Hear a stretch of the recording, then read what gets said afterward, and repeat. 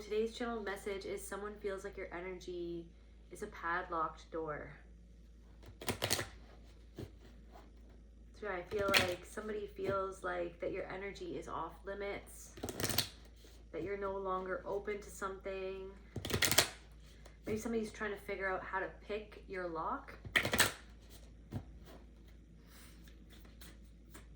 I'm also getting something else. It's like somebody else. I feel like this could be somebody else, or it could be the same person, different messages for different people. It's like this energy is like somebody else feels like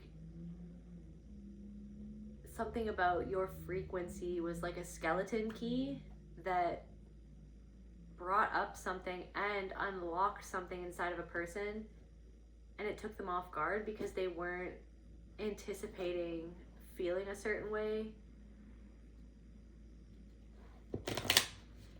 So this could have been a stranger that you were around.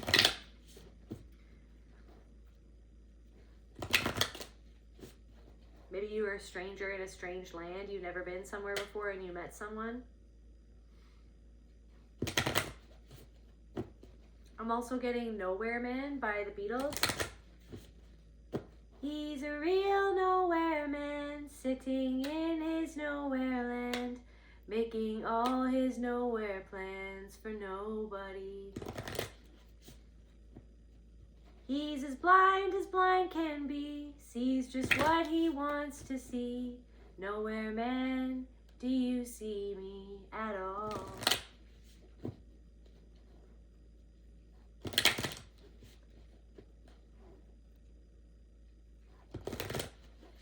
Nowhere man, don't worry, take your time, don't hurry.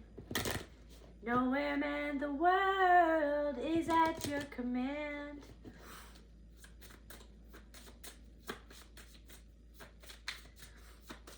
Maybe you felt like somebody didn't see you at all. It's like they see only what they want to see. Somebody saw only what they wanted to see. He's as blind can be.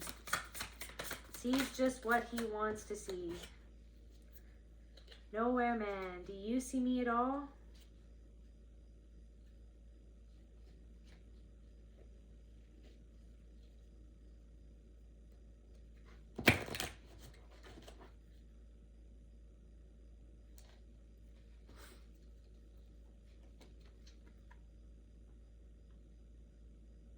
He's as blind can be, sees just what he wants to see. Nowhere man, can you see me at all? It looks like the Thinker statue a little bit. It looks like the Thinker a little bit.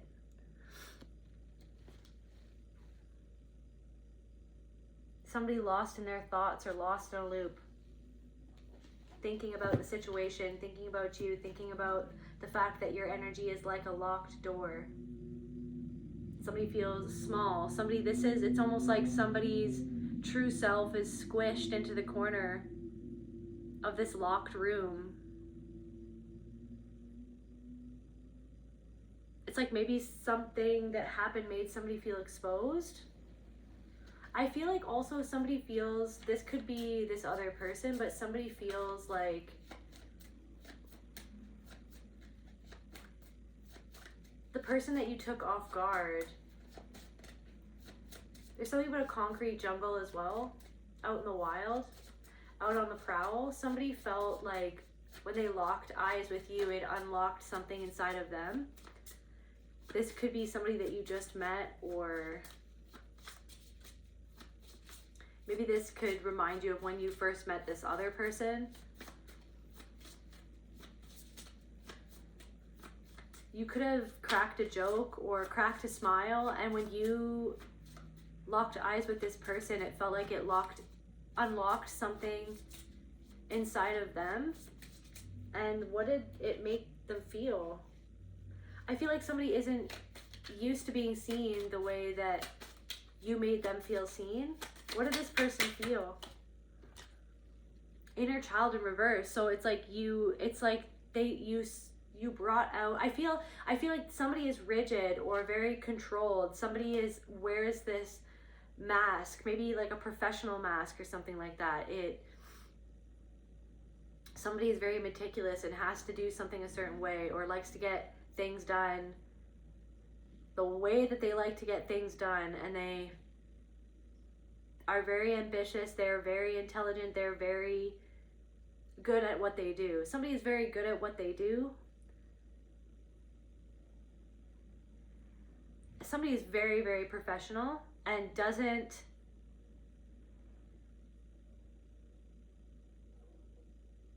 like when they slip up. Like, they don't like when and if they slip up at work or whatever it is they're doing, and they definitely don't like their mask slipping. But I feel like there's something about your energy that made someone's mask feel transparent, and there's something that they felt that had something to do with childhood. What is this, Spirit? I feel like incomplete in reverse. Why do I feel like someone felt like you made them feel like you saw them as enough? You made them feel like they were enough. They weren't expecting your praise, or they weren't expecting your kindness. They weren't expecting your compliment. They weren't expecting your smile. They weren't expecting your kindness. But then also there's this other energy where it's like this person as well feels like somehow you're off limits. So maybe somebody didn't know where you were coming from. Like, I feel like someone all of a sudden felt like seen by you, and there's something about this connection that they felt between the two of you. Somebody felt like a very deep and strong connection with you. Somebody felt you could have even, brilliance. I feel like this is how this person perceives you and perceived you whenever this happened, or somebody can see your brilliance, but maybe there's something about that, your brilliant shining light and your beautiful soul, that sort of, you could have also said or done something really witty or charming. It's like you disarmed somebody.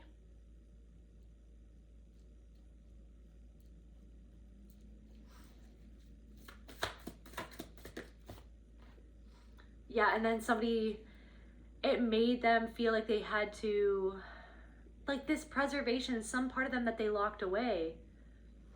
It's almost like death knocking on someone's doorstep or something like that. But not in a bad way. It's almost like something has to be released. It's like, if anything, I feel like you reflected back to somebody that something has to be dealt with deep down inside. The way that you disarmed somebody and you brought up these emotions without even trying to, just by being yourself. Maybe you even I'm getting like you even reminded somebody of the goodness in the world. You reminded somebody that kindness exists. You reminded somebody that compassion exists. You reminded somebody that kindness without ulterior motives exists. They've been trying, somebody has this like protective shell. Somebody and it could be a reflection of like your own, it's like your own protective shell. And it's like a part of yourself is peeking out. Part of yourself is peeking out and starting to see something a different way. But I'm getting like fractals of the same thing, like this, like these reflections of something inside, but different reflections of the same thing in different ways, in different people. A guardedness, or I'm also getting, and now I'm picking up on another energy of like, this could be a woman or something that felt guarded because of how grounded you were in the moment. And it's almost like, this is the thing, it's happening not just with one person, not just with two people, not just with three people. It's like everywhere you go right now, you're taking people off guard.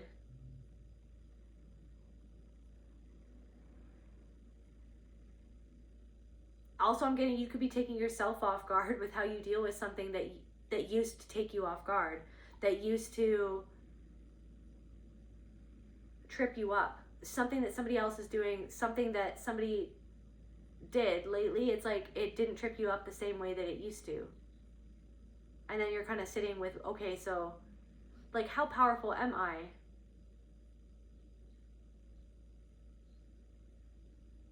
In the sense of like, how powerful can I be to live a life of peace and not give my power away to others when I understand that somebody cannot see me at all. Nowhere man, please listen. Like, he's as blind can be. He sees just what he wants to see. Nowhere man, can you see me at all? And then also, isn't he a bit just like you and me?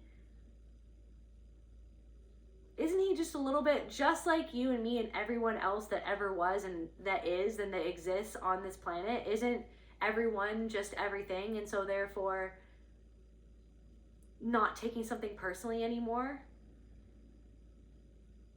When somebody sees you as something that you're not because of what's going on inside of them. And when somebody is doing something that you see or can see inside of yourself too, and then you let that be as well. You're like, okay, so someone's kind of being unconscious of something. I remember when I was unconscious of something too. Okay, so, but am I going to sit in my power and be conscious and aware of the fact that that person is doing or saying that because of what's going on inside of them? So what is going on inside of me? Am I uncomfortable because I see in my past or in myself sometimes what they're doing, like that I've done that thing? Okay, so then, so something is coming full circle. Like, so something is coming back around full circle, and I feel like someone feels like that you're like prying open the door, or somebody feels like you unlocked something that they forgot even existed inside of them.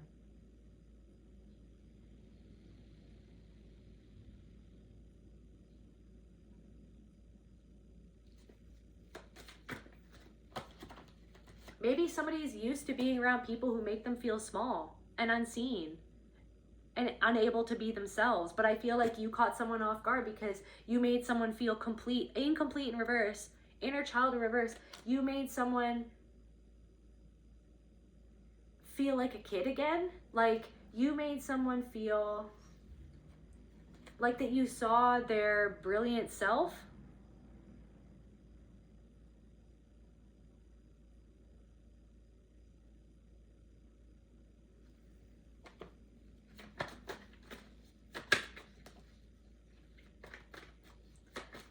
So this energy, someone's thinking, you guys, someone's thinking, okay?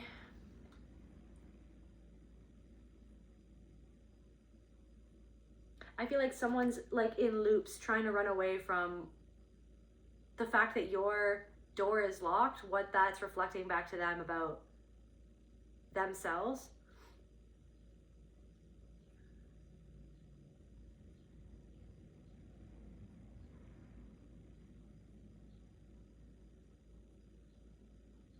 Like, did this person see you at all, or did they just see something about themselves that they reflected back onto you instead of sitting with? Something that they refused to surrender to. Some aspect of their shadow that they denied. Like, somebody is in denial. Somebody isn't. What is this person in denial? What does this person clarify? The devil, death, loneliness, their own loneliness. He's a real nowhere man, sitting in his nowhere land, making all these nowhere plans for nobody regret. Somebody could have pushed somebody away and they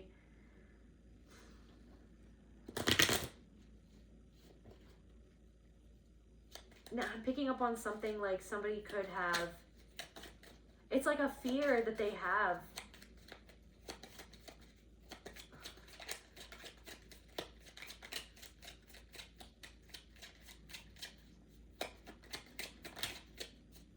It's like you brought life and light into this person's life. You brought life into this person's life. Maybe somebody felt like that they were dead inside. Somebody feels like, for somebody feels or felt like that they were dead inside, and then when you came into their life, they felt like they came back to life. Or like a part of them that they felt like that they were disconnected to or disconnected from came back to life.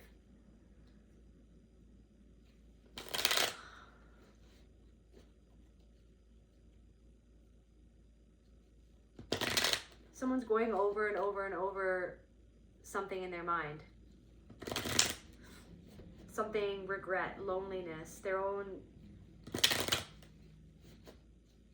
loneliness.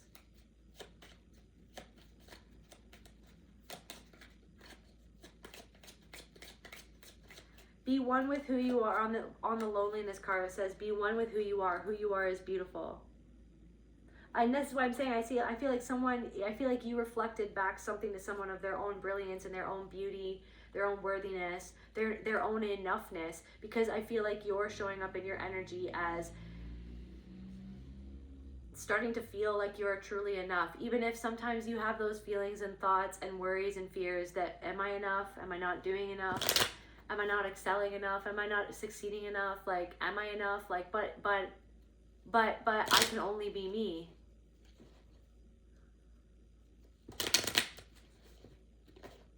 I need to focus on being exactly who it is that I am. But why do I feel like somebody is focusing on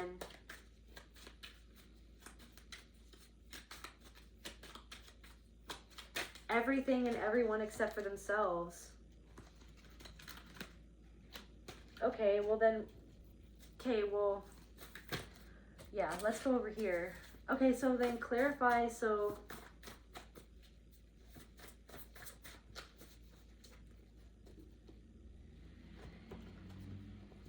tell me about this nowhere man.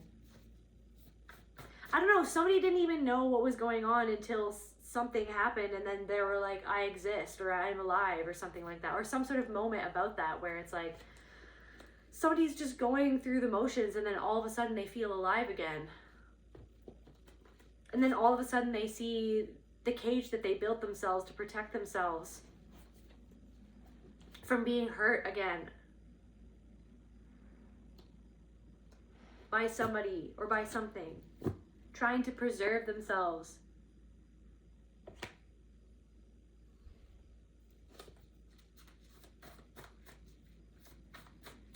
Tell me about this nowhere man. Hollow. Somebody feels hollow.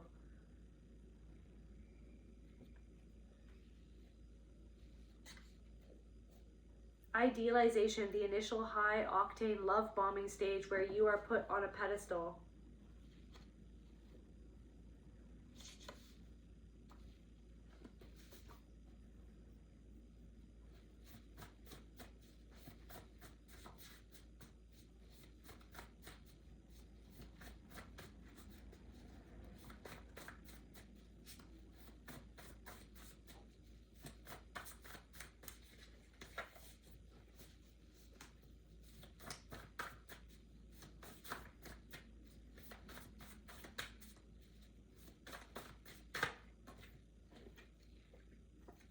Drained. Someone feels hollow, or somebody made you feel so drained and hollow. Or maybe this person was drained by somebody else. Maybe somebody was drained by somebody else and they were trying to preserve something. They feel like their life force was drained by somebody. This could be a reflection of you as well. And it left somebody feeling hollow.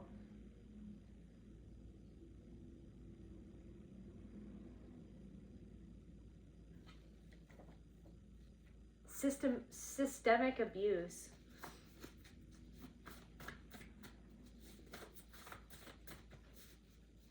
So somebody had to learn how to protect themselves from systemic abuse. Abuse happening in different layers of their life left somebody feeling drained and hollow, and this is a reflection of you as well. But why do I feel like this person reflected back to you something that you have been working through inside of yourself?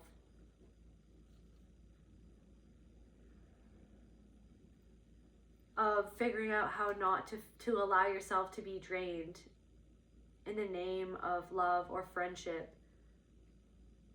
compassion and understanding, and learning to somehow balance something out and having compassion with yourself, so you're not left feeling hollow and taken for granted.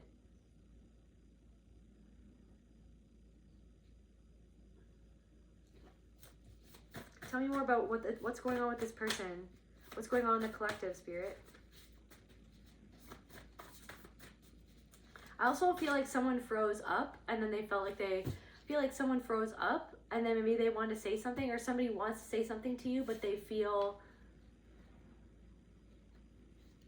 like they lock a part of themselves away, but it wants to come out and say something. It wants to anomalous gravity, massive psychic pull towards something that hasn't entered your life yet. So somebody feels so pulled to come in. Somebody wants you in their life. That's for somebody. Somebody wants you.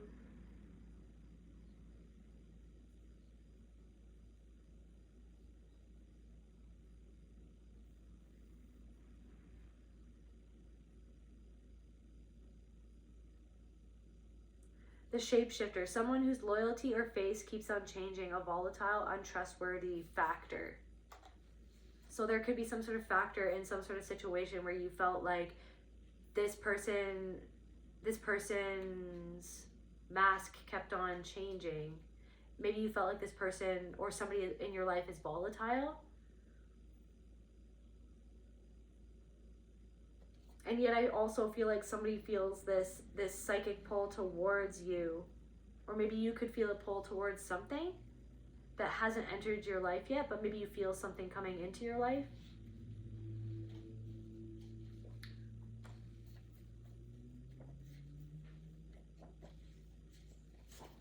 Frost.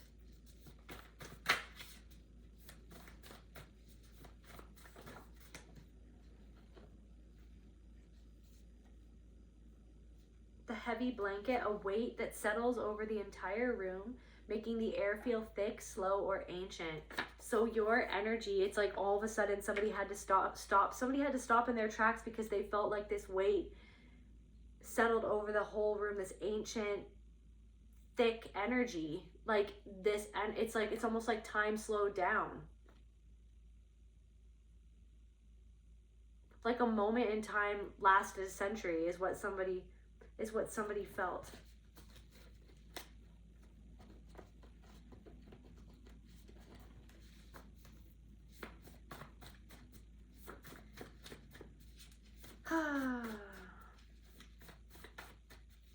And then I feel like you're also seeing someone else in your life where like you understand that someone doesn't even see something that they don't want to see.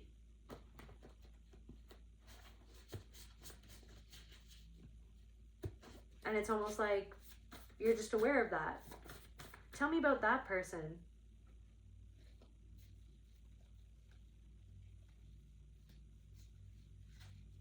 Tell me about...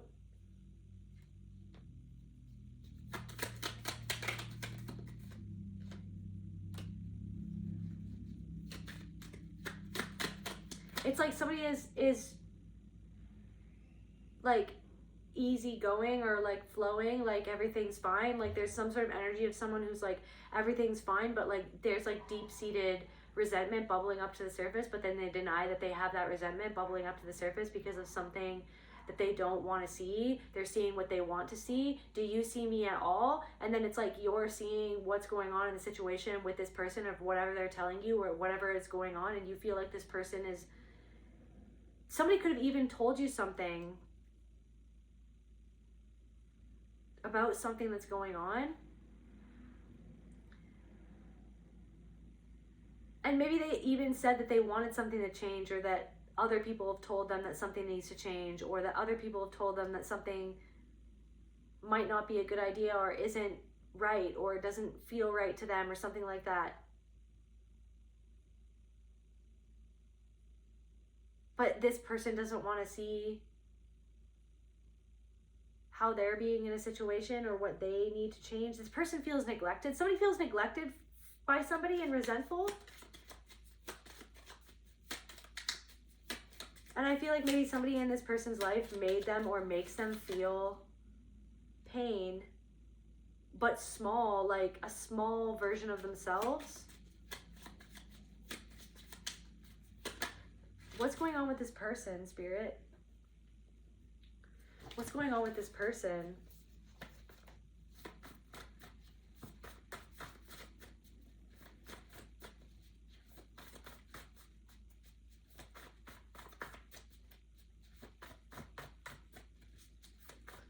Making plans in nowhere land with nobody. Because they don't even see, or somebody doesn't even see who it is that they're making plans with, or that they're planning for. They are only seeing what they want to see, what they need it to be, so that they don't have to see themselves and something that they regret that they did or didn't do. It's like everyone is everything anyways.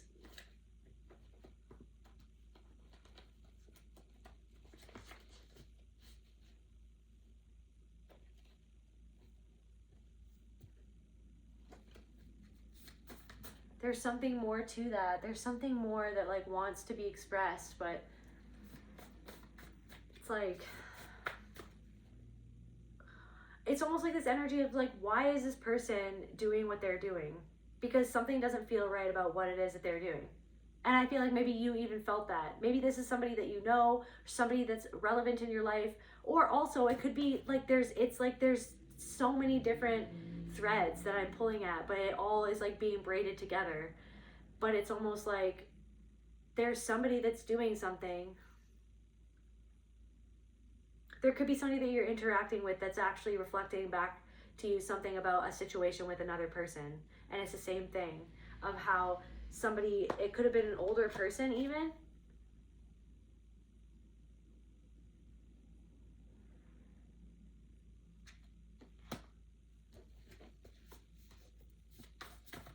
The wise old man, but maybe there's something that this person is doing that's not very wise.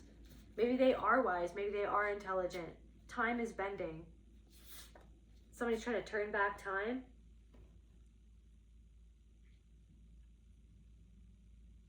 Prismatic drift, rainbow-edged light moving slowly across a wall, a bending of current or a shift in perspective.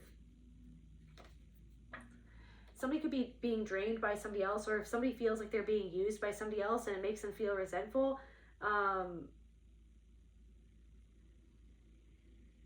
But it's almost like, is this person seeing somebody for who they really are, clearly? Or what they just want them to be or need them to be?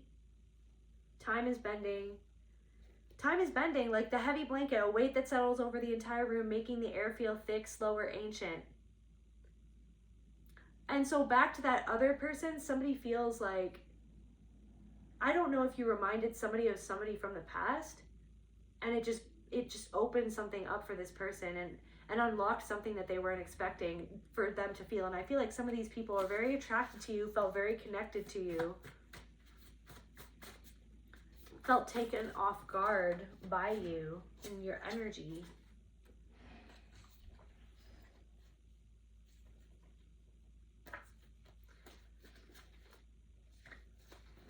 The iron cocoon, a transformational process that feels like a prison. Protection that has become suffocating. Protection, preservation that has become suffocating. Somebody feels like they can't breathe. I'm getting like, and I'd give up forever to touch you, 'cause I know that you feel me somehow. You're the closest to heaven that I've ever been, and I don't want to go home right now. And all if we got is this moment. Sooner or later it's over. I just don't want to miss you tonight. And I don't want the world to see me, 'cause I don't think that they'd understand. When everything's made to be broken, I just want you to know who I am. Splitting, seeing people as all good or all bad with zero nuance, white or black. Maybe that's something that you've been integrating, is not seeing everyone as all good or all bad, or as everything as white or black. There's a lot of gray there, but also certain choices. There's something about like choices. The iron cocoon, but also a perspective shift, prismatic drift, rainbow edge light moving slowly across a wall. A bending of current or a shift in perspective. Time is bending. So over time, a shift in perspective has occurred about something that used to, an energy or thing, person, situation that used to braiding it all together,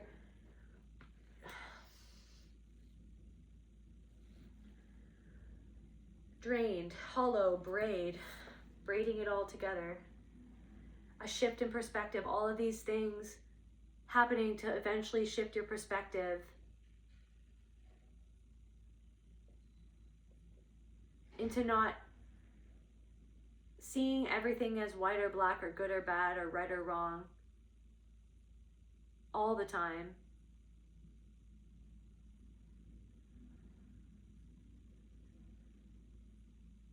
Splitting, so like a part of you that split off, but that you've integrated this piece of your humanity and your soul back into you.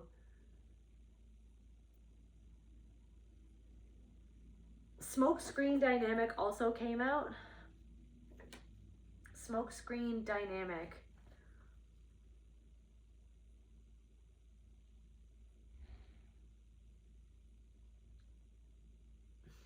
I don't want the world to see me, 'cause I don't think that they'd understand. When everything's made to be broken, I just want you to know who I am. Somebody wants somebody to know who they are, but they don't even see who somebody else is, because they don't see themselves or a part of themselves.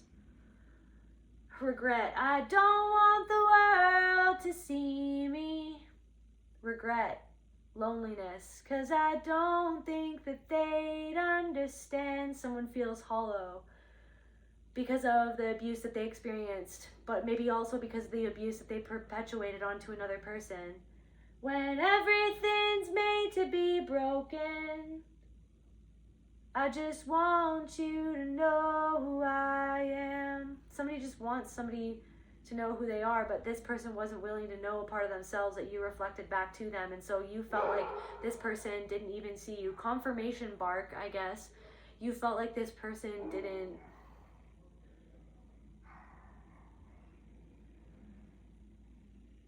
Something about a baseball bat for some reason.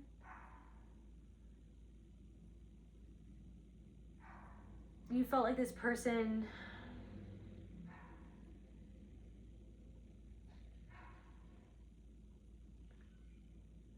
felt like somebody, maybe even this person felt like somebody wanted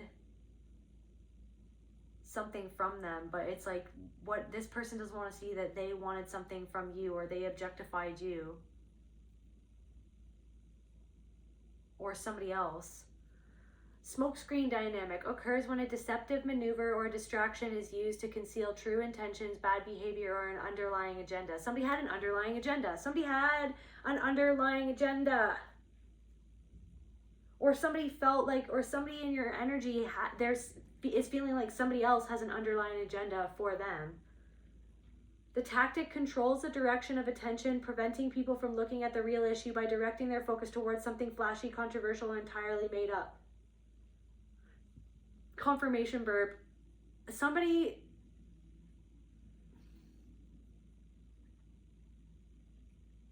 could have been pointing at you.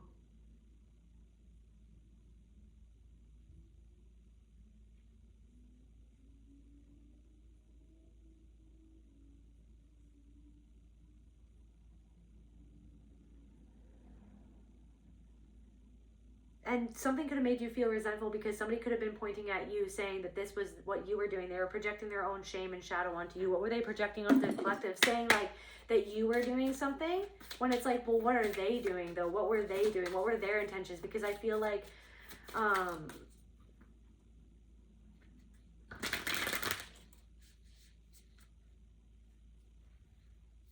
you were a skeleton key for somebody's padlock that they had locked onto this door, that they shut themselves off from that part of themselves of seeing that. And it's like somebody felt like guilt or shame about what their intentions were, and then they projected those intentions onto you.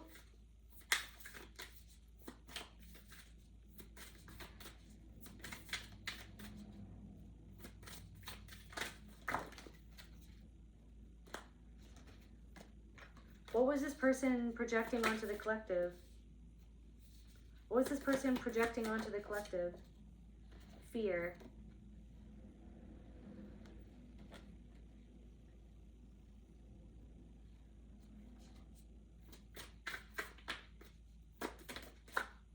Regret. That you should fear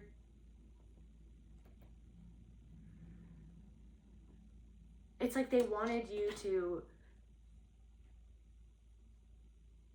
feel fear.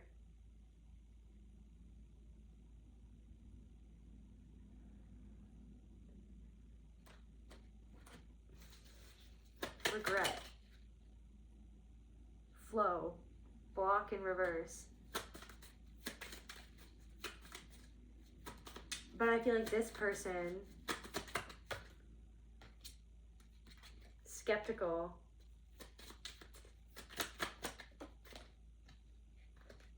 overwhelmed by their thoughts, this loop. Somebody's overwhelmed by confusion, going in a loop over and over again.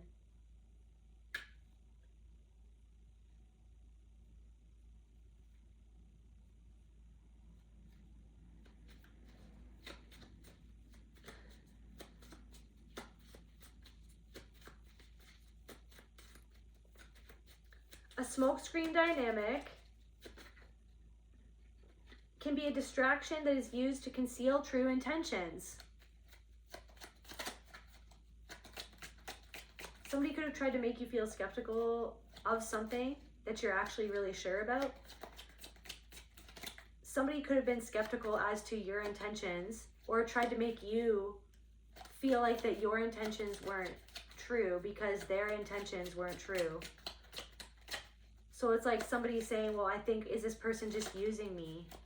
But it's like this person was trying to... This person uses other people, or somebody was trying to use you or another person. Somebody was trying to make you question yourself and feel in fear of your own choices, as if you were doing something wrong and shameful. So somebody was projecting their own shame onto you because there was something that they were concealing, that they were doing that was deceitful. And so then they were trying to distract you from what they were doing, or they were trying to do something to distract somebody from what they were actually intending to do.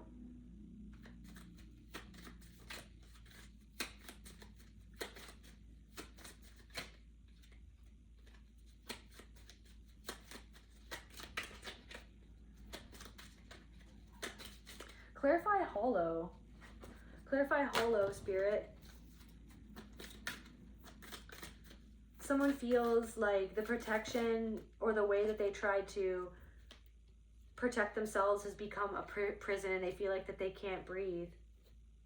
And somebody hollow, somebody is disappointed in a situation or in themselves.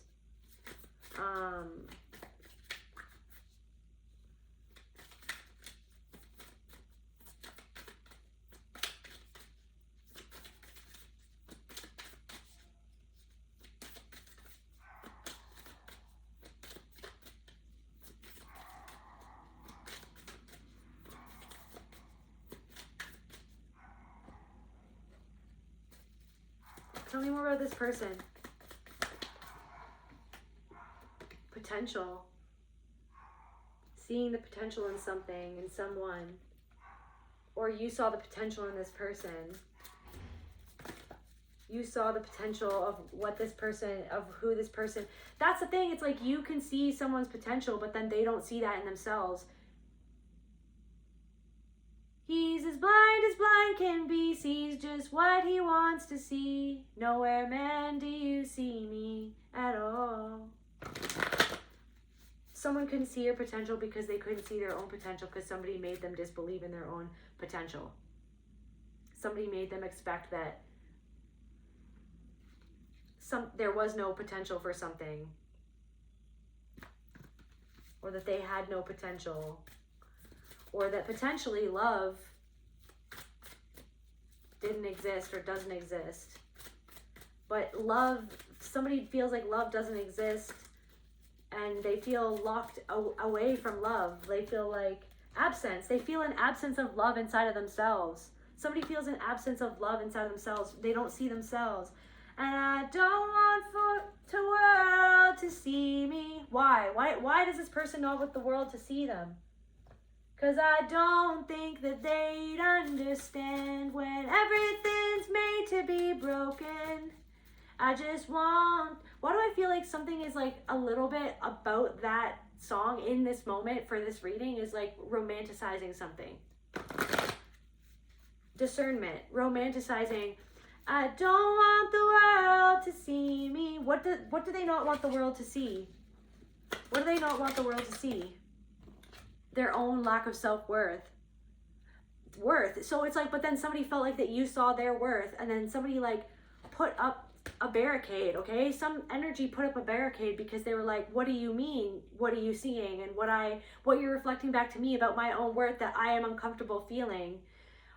Or sitting in that energy. So I'm closing the door, I'm locking the padlock, throwing away the key. Worth. And I don't want the world to see me, because I don't think that they'd understand. What would they not understand? Dissociation, depression, withdrawn. Why this person feels that they have to withdraw from the world. Why this person has felt like depression in their life, why this person dissociates from a part of themselves. That is the part of themselves that this person feels that's why this person feels lonely, because they're disconnected and they're split off from a part of themselves, because they're playing all or nothing with themselves. They're playing black or white with themselves, or something like that. Lonely, overwhelmed, skeptical, regret. Skeptical of their worth. And I don't want the world to see me, because I don't think that they'd understand. Ego.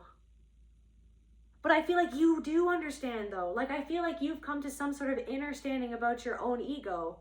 So you can understand someone, but then that's the thing, is that you could understand and understand something about someone that they don't want to understand and see. You could see something. What did the collective see? Where they don't love a part of themselves. Where they unsupported, where someone's support wasn't love. So there was some sort of ulterior, somebody could have supported somebody, but their ulterior motive was different. They're people-pleasing, smokescreen dynamic.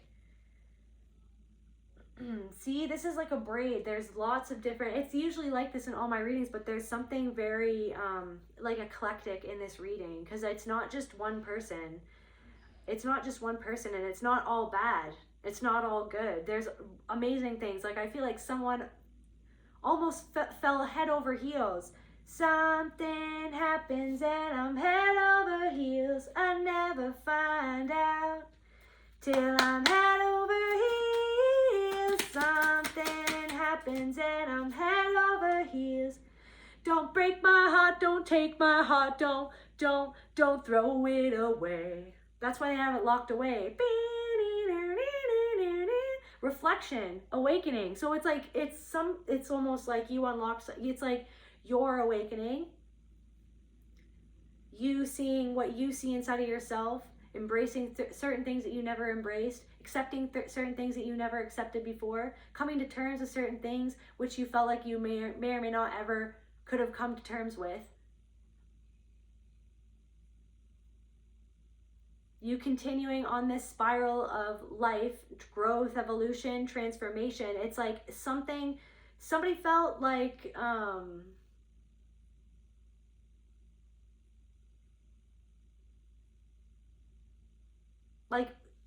somebody feels like so one person is experiencing a reckoning right now. Somebody who feels locked out of your energy is experiencing a reckoning, but another person is experiencing a freaking awakening because of the love and the kindness, or like a smile that you flashed them, like you and another person's eyes locking. Someone feels like, I want to know that person's energy, like clarify for that person, and then we'll clarify for the other person.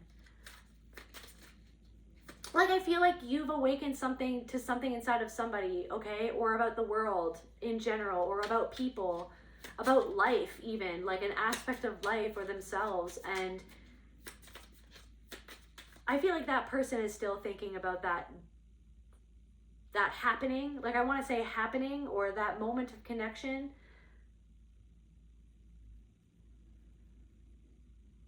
I'm getting momentary lapse of judgment for some reason. Somebody feels like it's almost like you're giving somebody hope to actually leave something behind because of your compassion, kindness, or the way that they felt seen by you, or they felt like you made somebody feel sexy, or you made somebody feel alive. Like you made somebody feel, somebody's making somebody feel alive again, okay? Somebody's making somebody feel alive again. And it's giving them hope, and it's giving them like a pep in their step. It's like somebody walking around listening to like bizarre jazz music or something like that, okay? And making eggs or something. Like that's kind of the energy. Like, I don't know, like it's like chutzpah. Like you're getting someone back in the groove, feeling good about themselves. It like where they felt hopeless or something before. Like it's like, am I enough? Like, am I worthy? Am I worthy? Maybe I can open up a little bit more. Maybe I don't have to be so rigid or controlling or closed off. Like maybe I can open up to a part of myself that I had locked myself out of because I was afraid of being hurt again. So somebody could be head over heels for you. There's somebody who's head over heels for you. Maybe there's somebody else who's experiencing a reckoning. And there's another person who's uncomfortable at what you reflected back to them, because I feel like somebody is paranoid or something. Somebody's paranoid, and it's like somebody like got defensive, but it was because of something inside of them. Whereas like I feel like your defenses were down and you were just wanting to connect, or you were just it's like somebody's response to you was like them protecting themselves from their own self, like protecting themselves from their own judgment inside of themselves, protecting themselves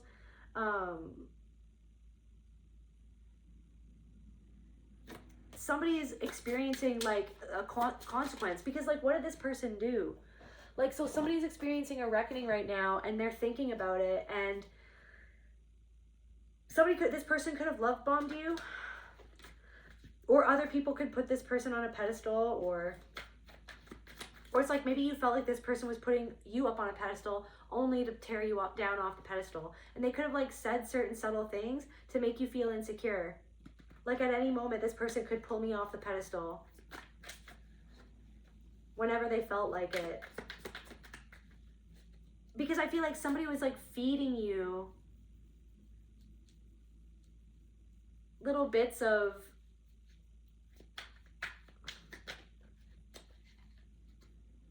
corruption.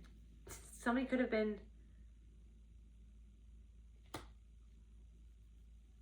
corruption. Somebody was corrupt dealings. Let me just projective identification is what I'm hearing. is an unconscious psychological defense mechanism where a person projects their own uncomfortable or unacceptable thoughts, feelings, or traits onto someone else. That's what somebody else was doing. That's what somebody was doing there. Projective identification. Somebody was projecting their own uncomfortable or unacceptable thoughts, feelings, or traits onto someone else. And they subtly manipulates that person into actually experiencing and acting out those same projected feelings.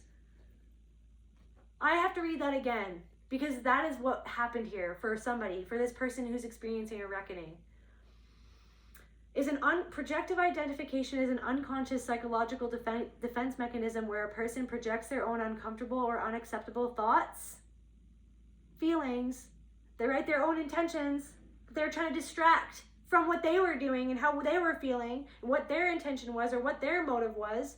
Somebody wanted you to somehow feel like you were the one that was doing what they were doing, or you were the one who was feeling how they were feeling, which they didn't want to feel. Where a person projects their own uncomfortable or unacceptable thoughts, feelings, or traits onto someone else and then subtly manipulates that person into actually experiencing and acting out those exact projected feelings.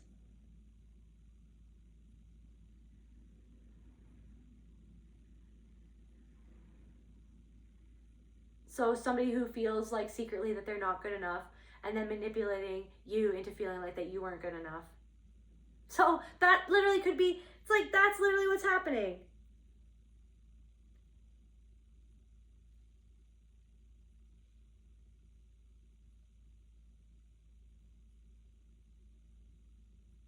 I'm also getting like somebody who felt weird and then tried to make you feel weird because they felt weird. And maybe they thought that you thought that they were weird, but you didn't. Or something. Let me just, okay. Projection. Okay, wait. A classic example. Imagine you are anxious about an upcoming deadline but feel uncomfortable admitting it to yourself. So somebody has something that they feel uncomfortable admitting to themselves. You unconsciously project this anxiety onto a coworker and start treating them as if they are incompetent or nervous. Your tense body language, microexpressions, and constant hovering might subtly induce the coworker to start feeling anxious and defensive themselves. You then point to their distress as proof that they were the problem all along.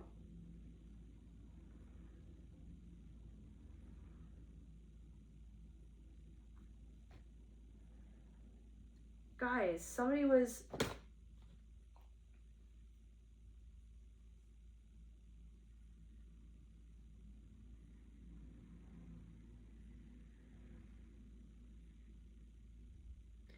Okay, in close relationships, it's often used to unconsciously manage deep-seated fears, such as a person with an anxious attachment style unconsciously pushing a partner to act distant, thereby proving their fear of abandonment.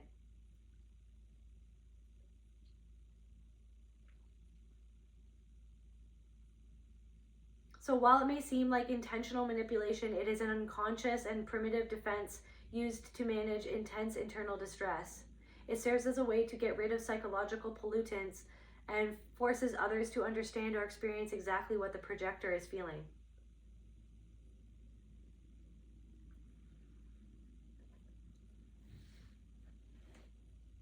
Maybe somebody's feeling worthless and somebody wanted to make you feel, or like it's like somebody pulled back because they felt that you saw their worth, and then their own fear of worthlessness, their own anxiety, something that happened to this person where they were deeply betrayed by somebody else.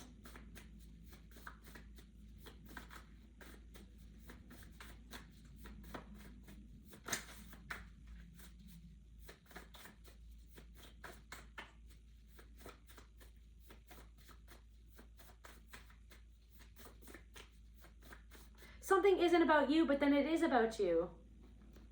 So the only thing that you can do is see yourself. Because isn't Nowhere Man just a bit like you and me?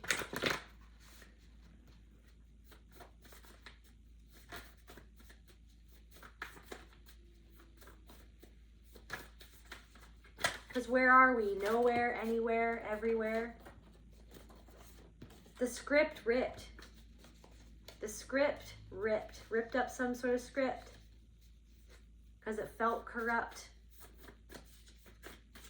Or somebody's life didn't go how they felt like they wanted it to go.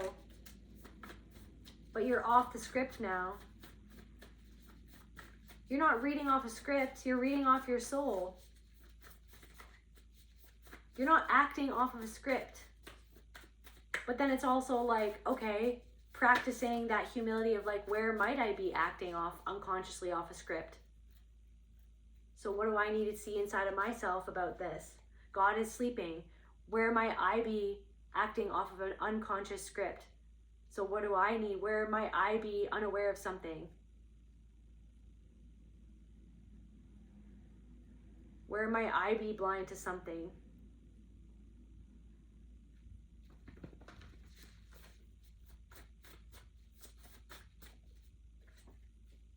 Shatter the glass.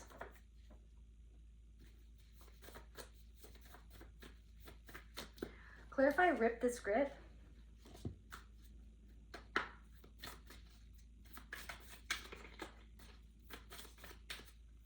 There's something about like somebody who works in a store or something like that, and an interaction you had with this person. Mistrust, where you felt like this person didn't trust what you were you at all, or like maybe you were trying to pay someone a compliment or be nice to someone, or it's like you felt like, it's like all of a sudden there's something of like all of a sudden someone's energy was one way and then the next moment it was a different way.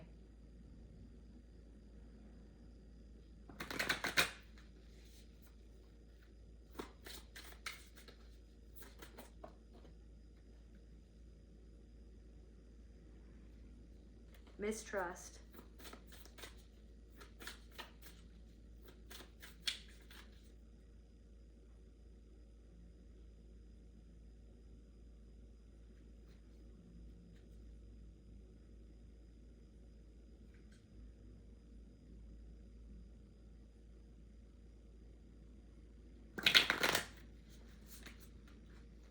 Okay, wait, clarify that. What's going on with that? Someone didn't trust somebody. Maybe somebody has been abused by maybe somebody's being abused by somebody at work.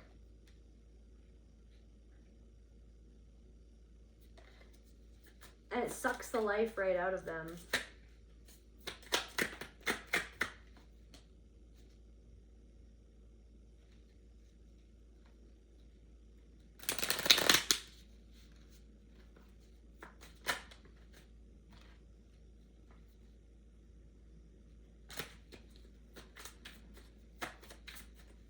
Somebody could have not trusted your kindness for what it was.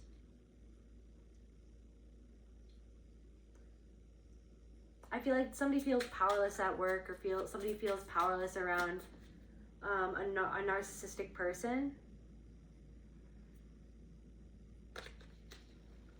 who presents themselves as very wise and kind and like emotionally balanced, but then this person says things like, this person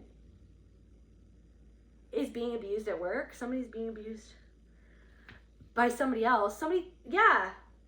Like, do you see me at all? Somebody doesn't feel seen. Maybe somebody is used to feeling seen a certain way by somebody, and then when you came in and you saw what you saw, they didn't trust what you said that you saw. Or they didn't trust the energy that they were picking up from you of how you saw them, because they're used to being seen a certain way by somebody else. And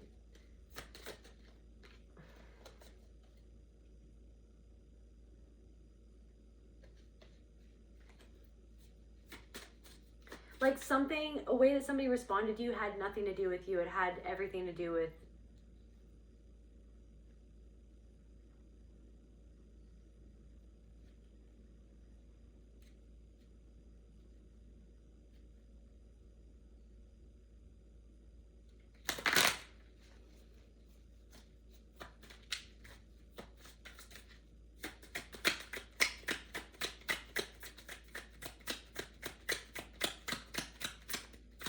something about racism as well.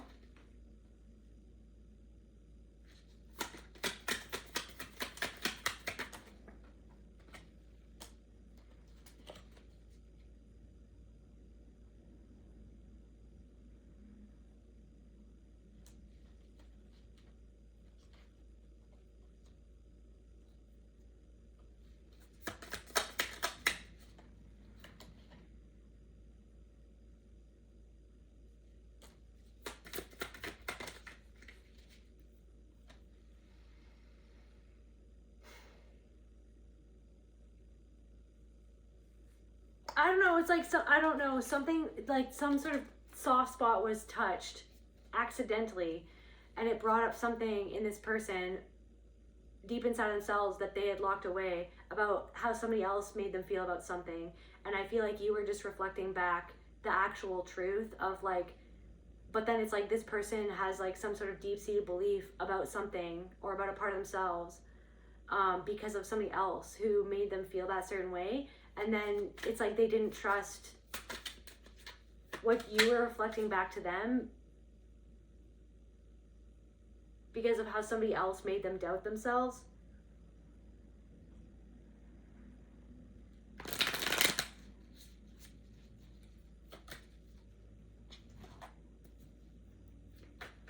Clarify absence. Child.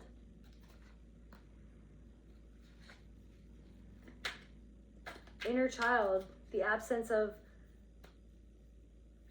someone's connection to their own inner child, their innocence, their soul.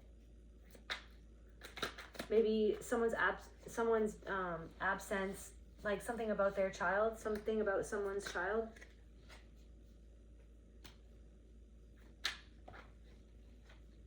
Something to do with a breakup or a divorce, a separation.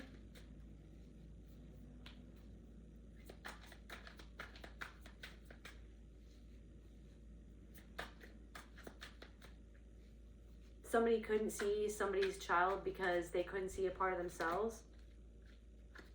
Maybe now someone's seeing, or something about something passed down to somebody else. Or somebody also didn't pass something down. Somebody broke the chain. Somebody broke the chain.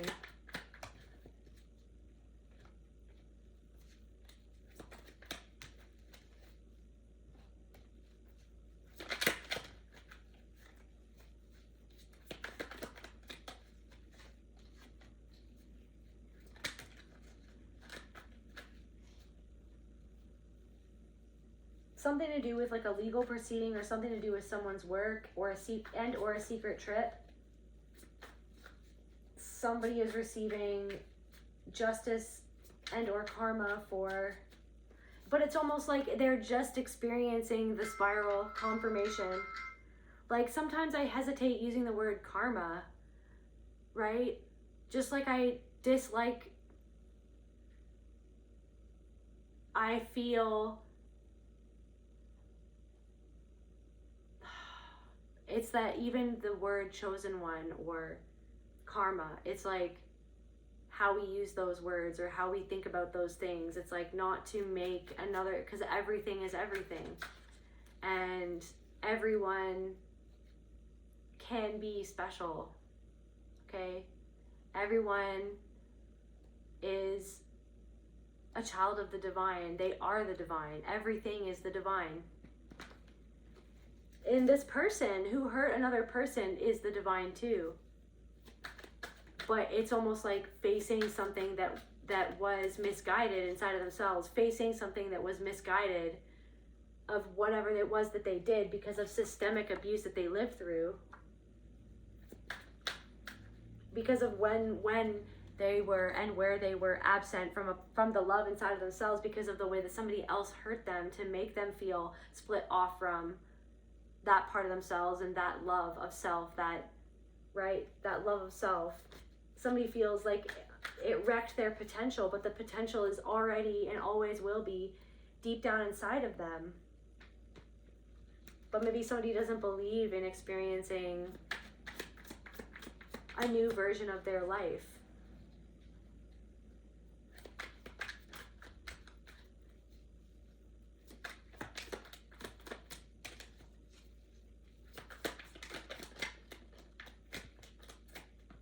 Below surface level.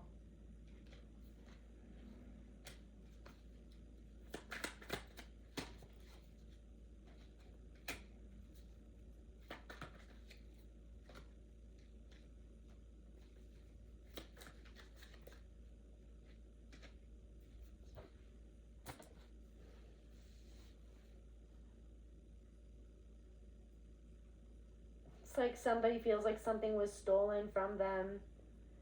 Somebody feels on the brink of a collapse. Somebody feels like they can't keep something secret from themselves anymore. That they can't let a part of themselves keep on going unseen. Because the very thing that they don't want to see about themselves is the one thing that would open up something for them, that would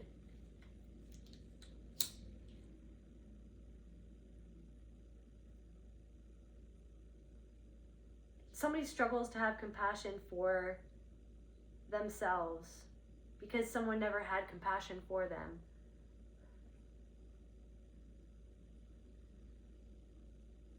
Maybe somebody struggles having compassion for themselves and another person even, because they feel like that they never had anyone to have compassion for them or to understand them. And somebody feels like they're struggling and drowning trying to understand how to give something that they never received themselves. But they're blind to the fact that there's something inside of themselves that they don't want to see, because they don't want to see why they don't feel worthy about something, or in general.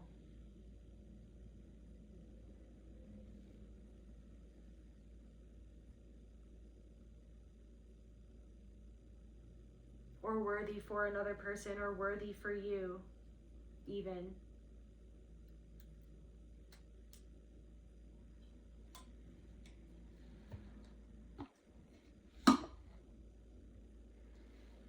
Like, I'm getting somebody so conditioned to see themselves as unworthy by how they're systematically treated by not only one person, but other people.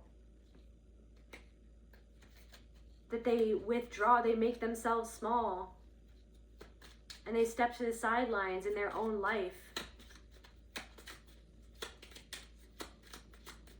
But I feel like someone is finally realizing or finally seeing that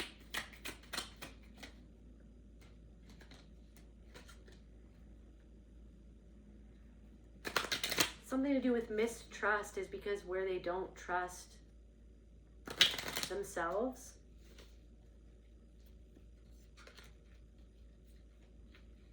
Triggering event, creation, trust in reverse.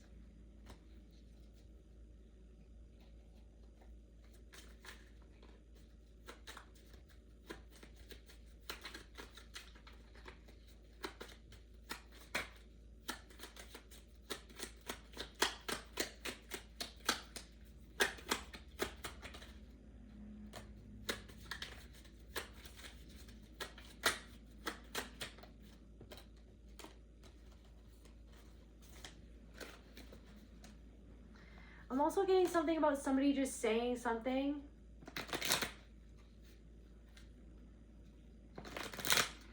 that you've heard it all before.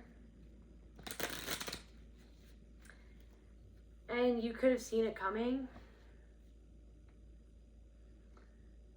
Or something was very blatant. Like somebody said something that was just blatantly, obviously more about something going on inside of themselves than it was about you. How does this person really feel?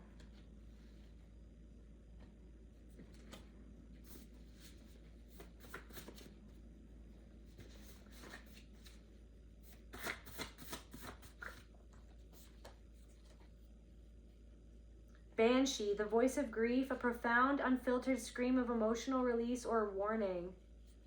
I feel like you have some sort of instinct about this person, and the instinct was because of what this person said that was demeaning. Somebody said something demeaning to you or about somebody else, and then it's like the writing is on the wall. Like somebody,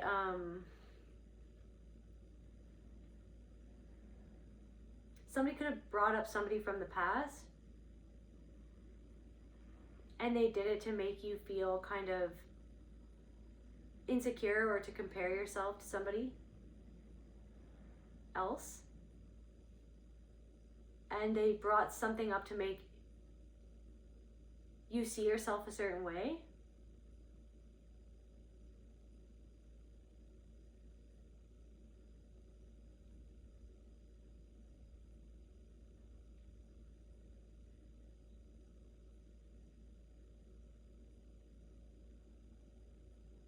But the thing is that the crazy thing is that they wanted to seem like that they were seeing something, or that they were this like wise person or something like that, but then you saw the thing that they weren't seeing about themselves. But hey, that doesn't mean that sometimes people see things in you that you don't always see inside of yourself, and that you're not aware of things inside of yourself. But in this case, there's something. Siren, the fatal attraction, a hypnotic temptation or obsession that lures you towards rocks. I don't know, there's something going on. You don't trust somebody because you feel like that they don't see their own shit that they're not seeing, that you're seeing, but they're acting like they're so unaware of it. But then it's almost like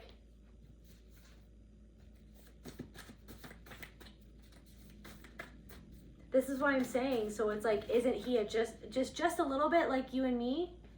He's as blind can be, sees only what he wants to see. Nowhere man, do you see me at all?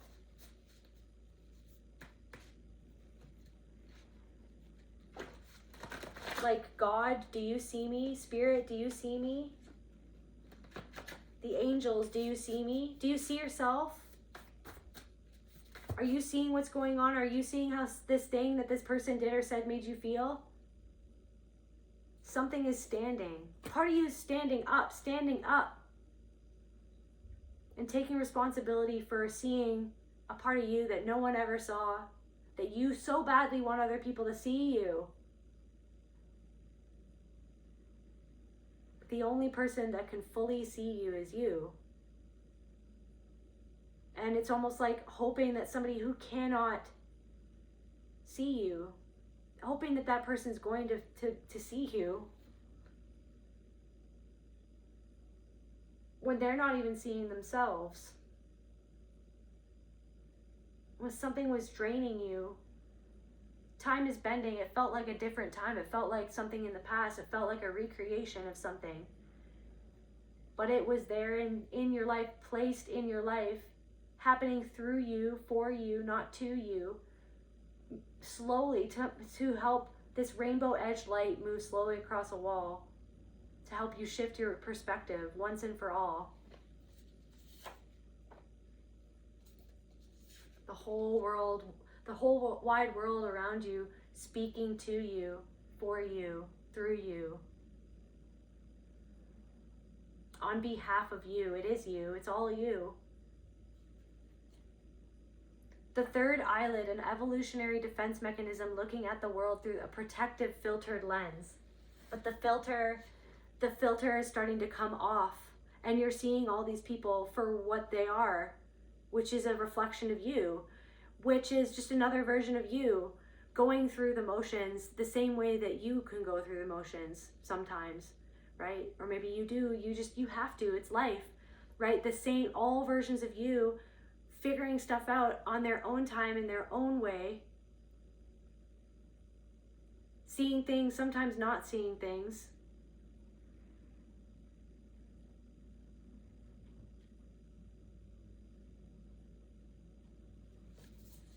But someone has this deeply profound, like, grief locked deep inside them. And the only way that they could freaking get through some sort of moment was to, I don't know, say something demeaning, or like project something onto you. The fear of regret. Oh, you're going to regret that one day. You're going to regret that choice. The very choice that they regret they made, or you're going to, if you don't make the choice that I made, then you're going to regret your choice. But deep down inside, you see that they regret their choice, but they aren't even seeing how they're being, what they're doing, and what they're doing is the way that it is. And it makes you not trust somebody. It made you not trust something or somebody. Or like, yeah, somebody's like, oh, like somebody wanted to make you feel like, this is another example, wanted to make you feel like your intentions towards them were what their intentions were towards you. So they projected their shame onto you so they wouldn't have to see how they were really being and what they were really doing. Because somebody is sexist, okay, and somebody wanted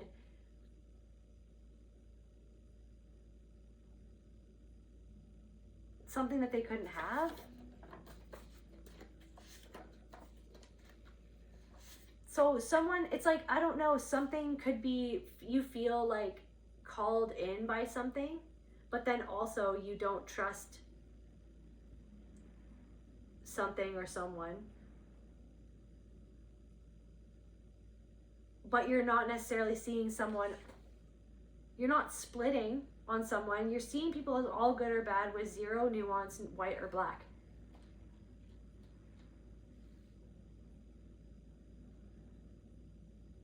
You're not seeing someone or other people as all good or all bad.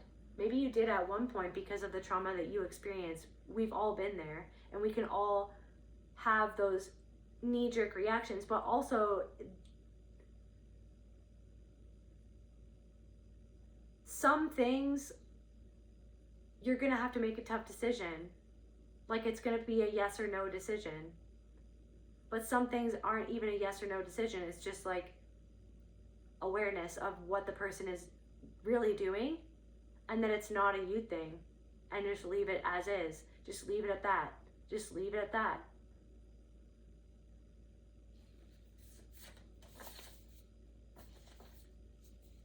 The shadow detaches. So you integrated, the shadow detaches.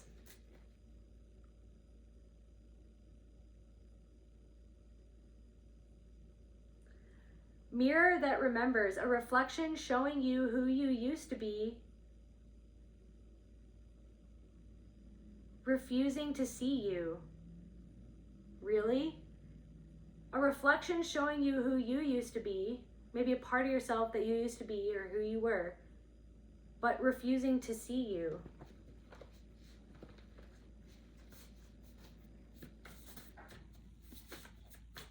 So you feel unseen by somebody. But then also at the same time, there could be somebody else who you feel seen by that person.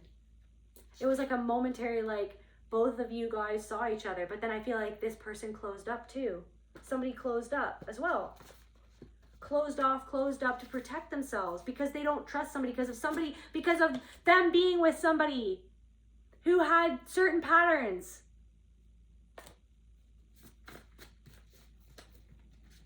That hurt this person. Ironing the grass, trying desperately to smooth over or control, flatten something that is naturally wild and untamed. That's what somebody does. And then it's almost like you are this wild card, like wild woman, wild man energy of awareness and growth and always challenging yourself, always looking into the void, always screaming into the void, see what comes back, right? Always seeking to understand yourself more, to understand your own patterns more, to overcome certain things more and more every day. The door that leads to nowhere. The door that what? The door that leads to nowhere. He's a real nowhere man sitting in his nowhere land, making all his nowhere plans for nobody.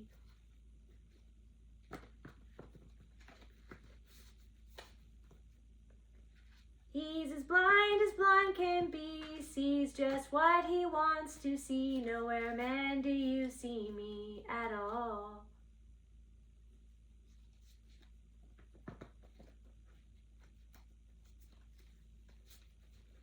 The world is at your command.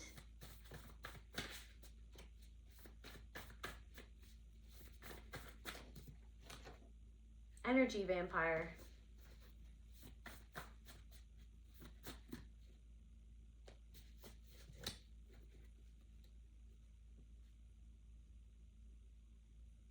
So it's like you're like this lotus that has grown through and despite the mud, right? Finally reached the surface. and you're just kind of being a lotus. And it's like your energy was like a neon crowbar. Blunt, aggressive boundary or force that is impossibly loud and impossible to ignore. It's like your energy was like this crowbar that was like, let's open that door. Like it's impossible, like you're impossible to ignore.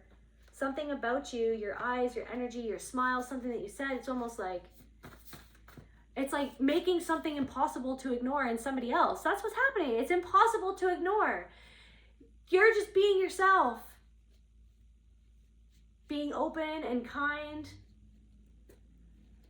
Doesn't mean that you never make mistakes, or it doesn't mean that you don't feel like you're behind sometimes. It doesn't mean that there's nothing for you to learn and there's nowhere for you to grow. It's just whatever is happening in this reading right now, it's just like you happen to just channel something for somebody. You happen to just like say something or channel something or just reflect back something to somebody that was like a neon crowbar that was it made something inside of themselves about how they really feel about themselves, or how they really feel about other people, or something from their past, or even how they feel about you. It made it impossible to ignore.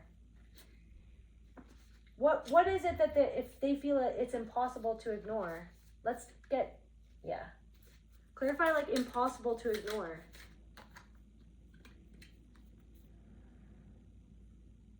What they've sown, reaping what they've sown because of something that they didn't want to see. And you're like, this is your energy. Looks like she's pregnant too. What's down there? I'm also getting Beauty and the Beast. Guys, I'm getting Beauty and the Beast where he's like, don't go in there. You don't belong in there. Like, you can't go in that wing, or you can't go in that room with the frickin' rose. With the frickin' rose. So Beauty and the Beast.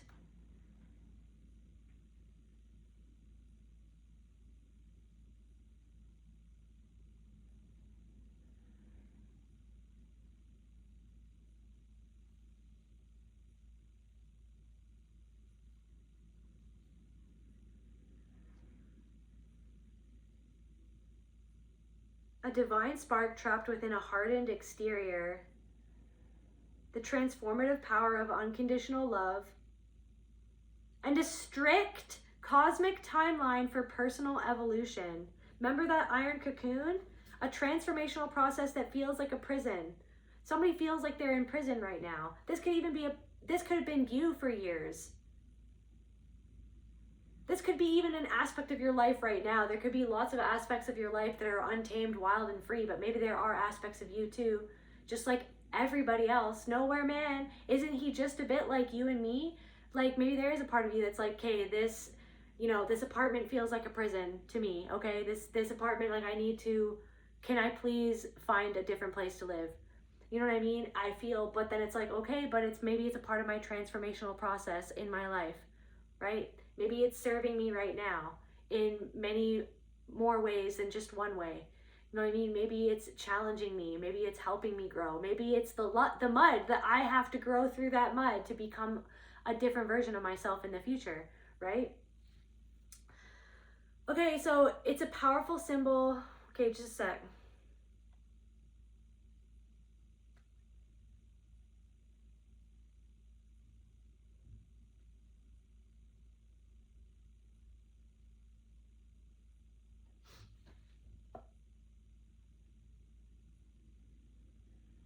So yeah, the enchanted rose from Beauty and the Beast represents the ultimate test of divine love, the fragile nature of the soul, and the ticking clock of redemption. The ticking clock of redemption.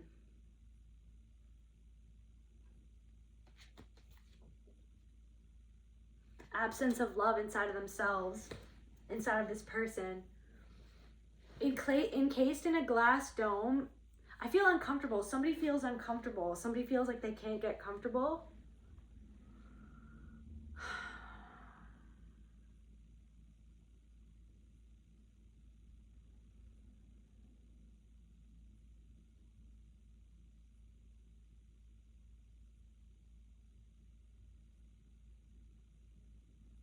Okay, encased in a glass dome, it symbolizes the necessity of unconditional love to break through hardened, selfish heart.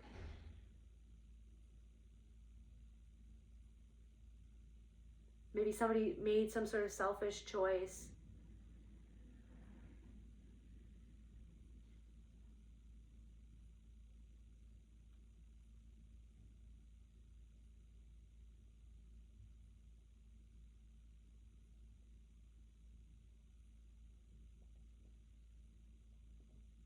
Maybe somebody is projecting selfishness onto you.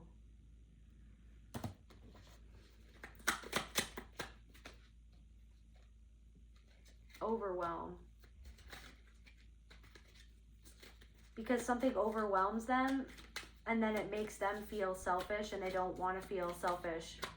So then they think that you are selfish because you chose yourself, because this person feels like that they couldn't choose themselves, or they didn't choose themselves, or rejection. This person rejects a part of themselves.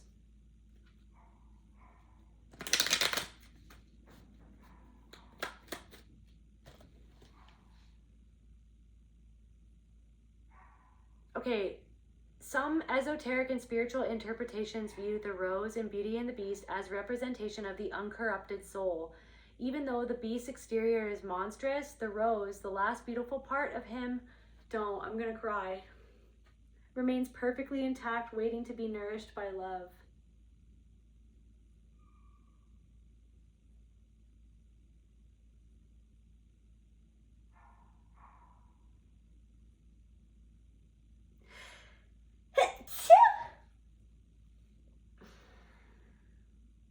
Confirmation sneeze. The hourglass of life, the wilting petals serve as an eternal ticking clock. Spiritually, they represent the impermanence of youth and beauty. Maybe somebody is thinking about that. Can't we all? Isn't he just a bit like you and me? Everyone is everyone. Illustrating that unless we grow spiritually and emotionally before time runs out, we remain spiritually cursed. Okay, I don't believe in that.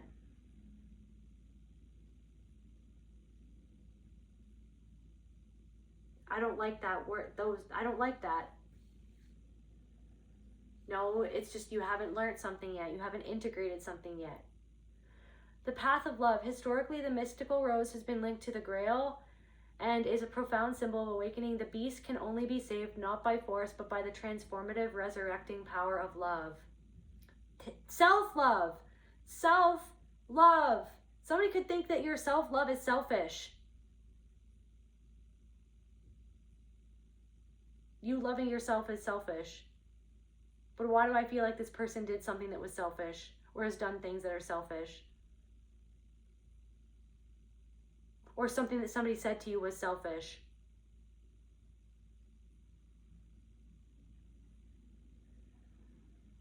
Because they're struggling to love themselves. Somebody is terrified of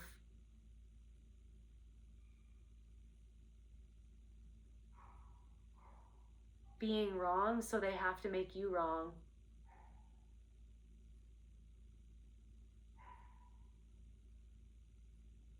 Or something.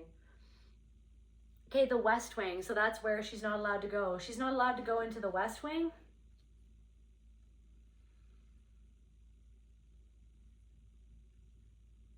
Like, I feel like it's like, what you might have even like not even done anything, and the fact that you didn't do something or you didn't say something, like this is now somebody else, or it's everything, but something that you didn't even do made someone face a part of themselves.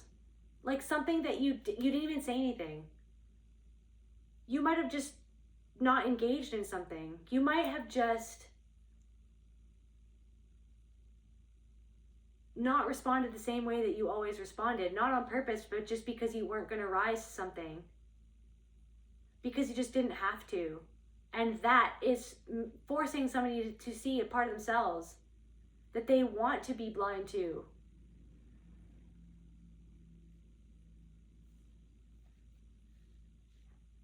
Or maybe not that they want to, maybe they have to. Because someone is terrified of feeling the feeling that they were made to feel when they were a child, of addressing something in somebody's childhood that made them feel hollow inside. That's what, it's the grief. It's the profound, the banshee, the voice of the grief, a profound unfiltered scream of emotional release or warning. I feel like your soul was warning you about someone or something, or maybe you had somebody else in your life who was like, I don't know. Like, I don't know. I don't feel right about that.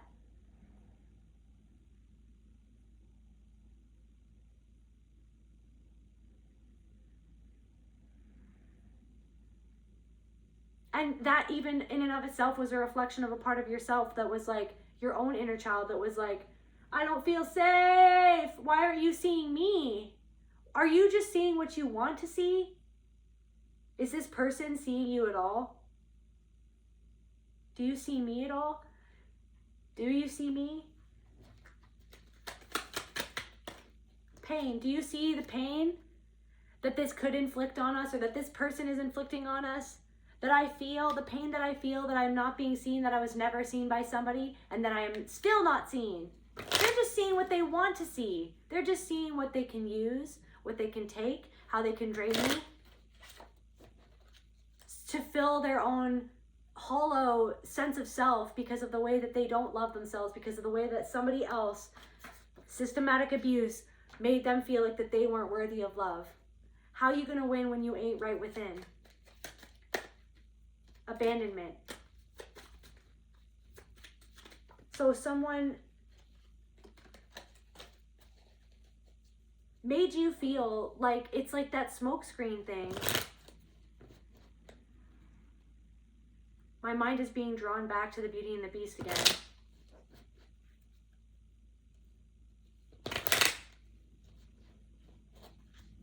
Doesn't he lash out? I can't remember. Does he lash out and then she leaves? Or Gaston tries to come and kill him, I think, right? Or I can't remember the movie.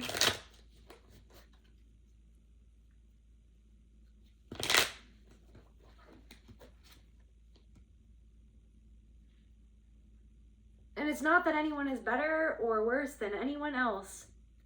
Some people make better choices, right? Some people make choices that lead to terrible outcomes, or some people make choices that really hurt another person.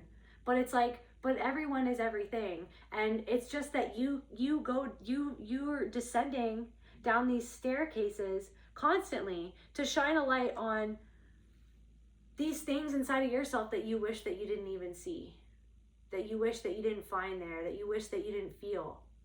But the more that you see it, the more that you accept it, the more that when that feeling comes back up, you see what it is. It's not even, it doesn't have to be real for you. That comparison, when you want to compare yourself to somebody else, or when you, that not enoughness, what about that person? Look at what that person has, and then compare it to what I have. Wait a second, they're them, I'm me.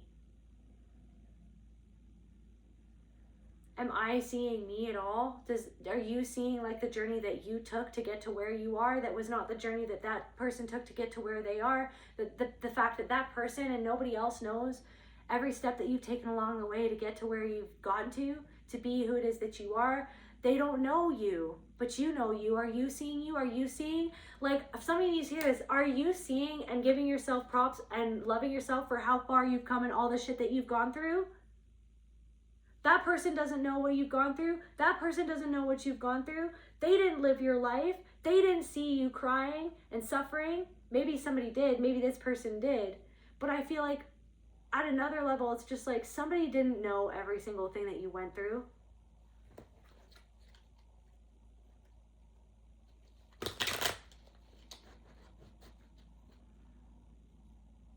But I feel like somebody denies. Maybe sometimes you denied that something was as bad as it actually was. Maybe some part of you denied some part, like, well, that wasn't that bad. It's fucking confusing, right? This profound grief. Everything is speaking to you at this time. Like, that's what it really feels like. Fear. Overwhelmed by the fear. Overwhelmed. It's like that's the thing that somebody struggles to see, that because it's overwhelmed with the fear of like not being good enough or not being perfect or not being lovable, because of where somebody made you feel so fucking sad, profoundly sad, and afraid of the fact that you weren't good enough to love because they've treated you like that you weren't lovable. Because they didn't know how to love themselves. Because somebody didn't know how to love themselves. I feel like somebody is... What is this other person feeling like?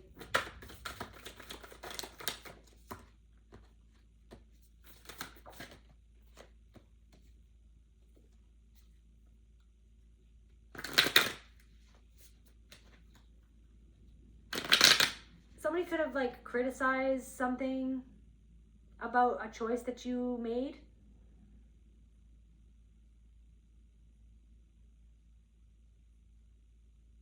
But somebody tries to act like that they're not disappointed in a choice that they're actually self-critical for, that they made that choice, and that they actually grieve the fact that they didn't make a different choice, and the fact that they feel hopeless in some way.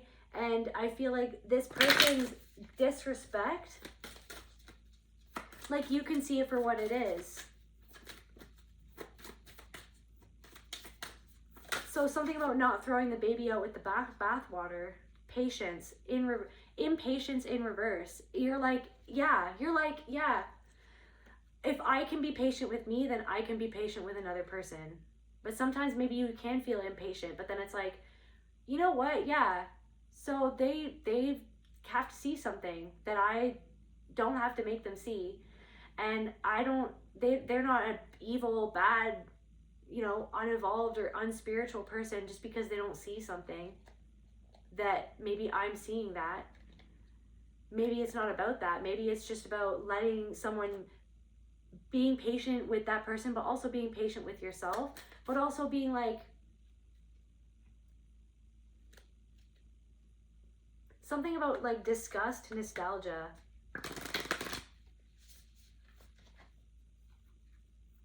Something could repulse you because of the way that it reminds you of something in the past.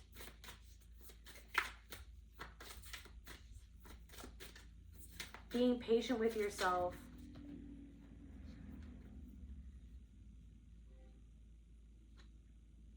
Not being disgusted with yourself that you're not perfect or that you're not... I don't know if someone, like, it's like someone, like, projected, like, disgust onto you when you weren't perfect because of where they felt disgusted with themselves and ashamed of themselves because of where they felt that they weren't perfect. And it's kind of like just continuing to flow and let yourself be who you are instead of the powerlessness. Like, and even seeing when it's like being aware of it when it's happening, you're like, yeah, but anyways, I'm choosing differently now. Like, yeah, that's there. And that's a part of me that was programmed into me to compare myself to other people or to feel powerless and, or like it was programmed into me, but it's a part of me. And now that I see what that is and that I know that I can choose differently, so I'm going to make a different choice. And I accept that demon comes to tea every once in a while. That demon, hey, knocks on the door, ding, ding, ding. And it's like locking a demon out of your house. Like, but it's like, this is weird. It's like,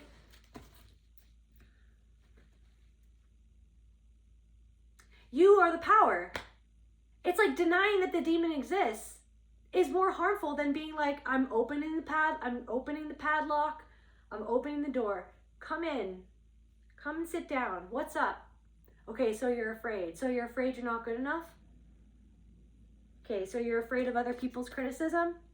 Or now, okay, so you're afraid, it's my own voice criticizing myself that I'm not where I should be or where I need to be or I'm not good enough or I'm not that or like, what about that? What did that person have? Or what, you know what I mean? What do I not have? Or like, does this mean that I'm shit? Like, does this mean that I am a failure? Does this, like, what does this mean? Okay, wait a second. Okay, so thank you for sharing with me like an old friend. It's like one of your demons is becoming an old friend because you're like, yes, that fear, I understand where that fear comes from. But guess what? I'm not going to let you live in my house.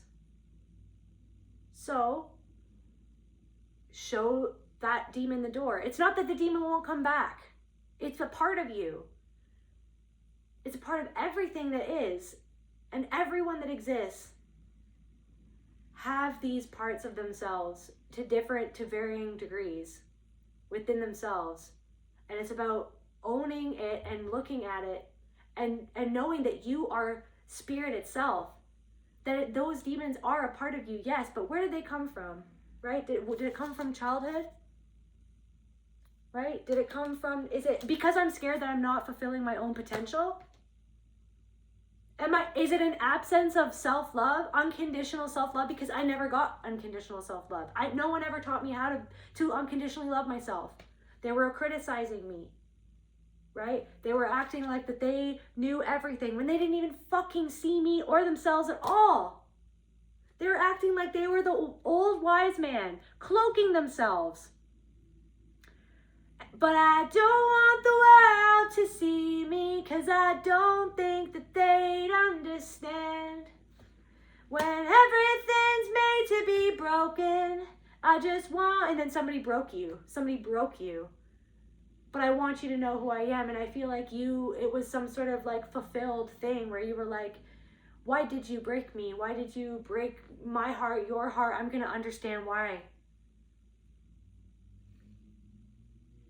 If anyone sees anything here, it's going to be me seeing me.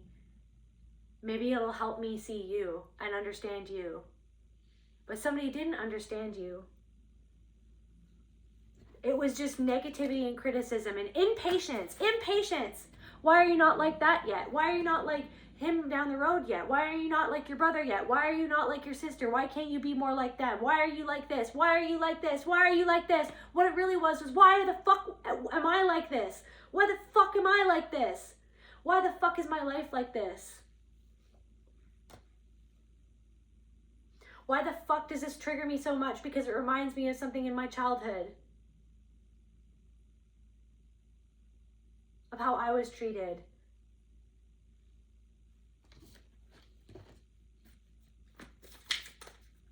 So then it's like, yes, thank you, demon, that was created by that trauma that split me off from a part of my own self because of somebody who split off from themselves. Somebody did like black and white thinking, either all good or all bad.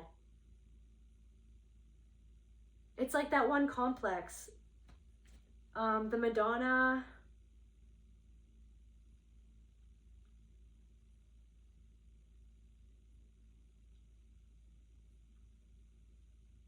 Okay, so the Madonna WHORE complex is a psychological phenomenon where a person unconsciously categorizes women in two extremes, opposing groups: pure saintly Madonnas who are worthy of respect but lack sexual desire, and debased WHORES who are desired for sex but deemed unworthy of love or emotional connection. Something about that as well for somebody, okay?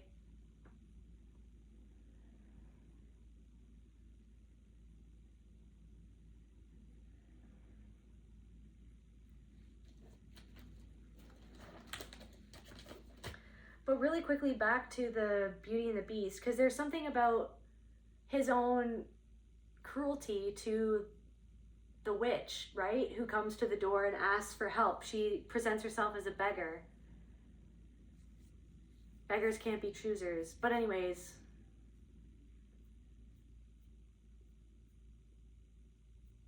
she presents herself as a beggar, and then she reveals that she's like a beautiful witch, right? And then she turns him into a beast. The consequence of his own cruelty, vanity. And then it's crazy because he has a fight with Gaston, doesn't he? And Gaston is like the exact same. So he has a fight with his own shadow. He has to wrestle with his own shadow.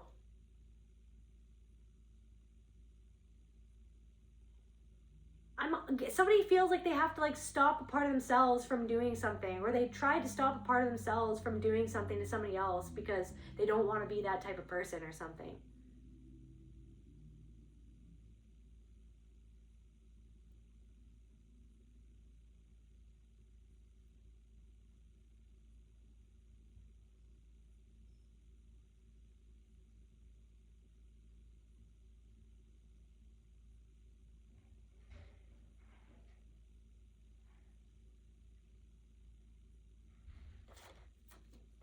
Just a sec.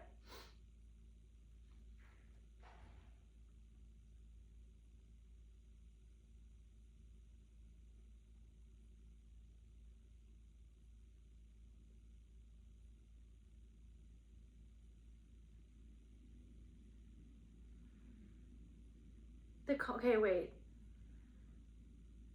And I'm not even agreeing that I fully believe in that complex, by the way. It's all just ideas anyway. In psychoanalysis, the complexes are often believed to stem from childhood, where a boy idealizes his mother as pure and unattainable, dividing all future women into categories of like mom, the ones that you marry, and bad, the ones that you lust after. However, many modern psychologists and feminist theorists point out that the complex is deeply rooted in a patriarchal conditioning and rigid cultural or religious messaging. Society has historically pressured women to conform to either the good girl or bad girl. Maybe someone's like, you're blowing someone's mind because you're one of a kind or something like that. You're blowing someone's mind because, I don't know, you're integrated in a way that someone is split off from something, and you're challenging someone's opinion or preconceived notion of like who you are, who someone is, or who they are even. But yeah, someone is reaping what they sowed, I suppose.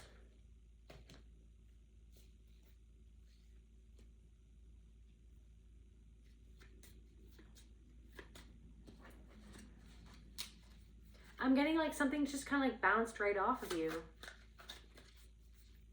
It's almost like you're seeing how you're really learning how to sit with your demon. But like to the point where it's like when it's happening, you're like, yep, this is what's happening. Yep, I'm sitting with my demon right now. I open the door, because if I keep it locked out, then it's going to like ruin my house. It'll come a knocking. It'll try to pry down my door. It'll, you know what I mean? It'll create a hurricane to come and destroy my house. So I have to like open the padlock. I have to unlock the door and let it sit there. But to remember that I am still there, that I still have the choice, that I, the self that no one ever saw, that no one reflected back to me. They projected and reflected their own shit onto me. That I fucking got lost in that shit. And then you're sitting with the parts of yourself when you were more split off from yourself. It's like being black and white with yourself. I was so bad, I should be so ashamed. Instead of like, wait a second, I didn't know what I didn't know then, and I made some mistakes. I made some freaking mistakes when I was less conscious. I could have had narcissistic patterns because of the fact that I was narcissistically abused, and I had to sit with those patterns inside of myself the way that I was, to be like, holy fucking shit, like I hurt another fucking person. That, okay, holy fucking shit, I don't want to gossip about people. I don't want to triangulate people. But I unconsciously was going off a pattern that was thrust upon me that I never wanted to be, that was never me. But I got in this pattern of pain, fear, power, and control, where in order to protect myself, I somehow had to seek control, maybe in more manipulative ways.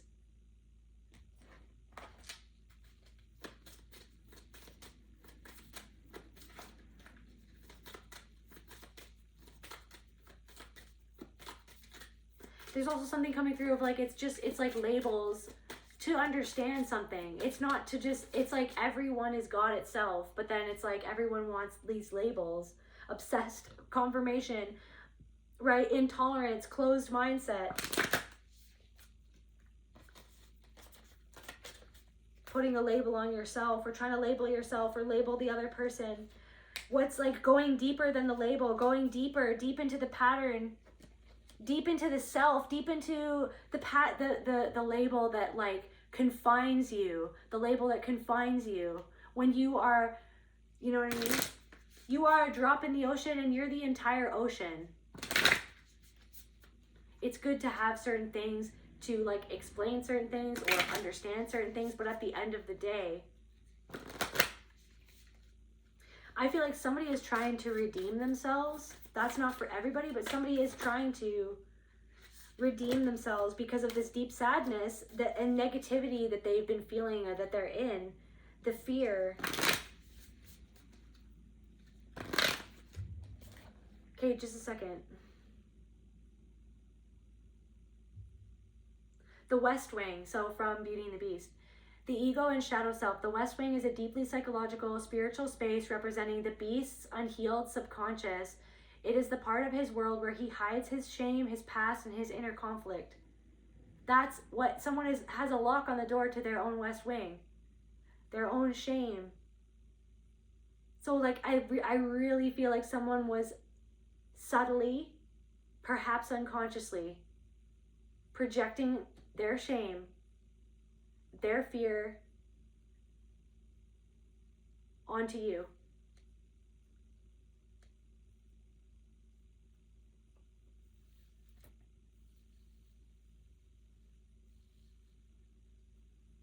But the fact that it either gave you an opportunity to integrate something inside of yourself more, or to see how far you have actually integrated something into your own understanding of self, and another opportunity to accept a blind spot or a soft spot or a pattern,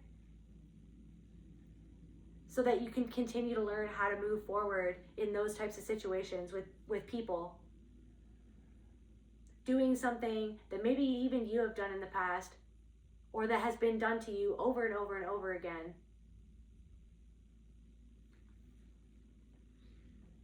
I'm getting 2 other people.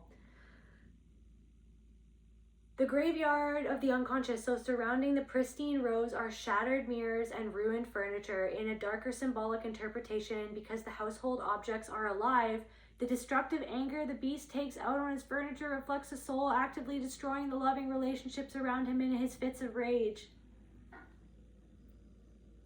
And this could even reflect back a piece of your own self that you are actually and actively integrating, whereas so through your integration is reflecting back to somebody what they haven't integrated yet inside of themselves.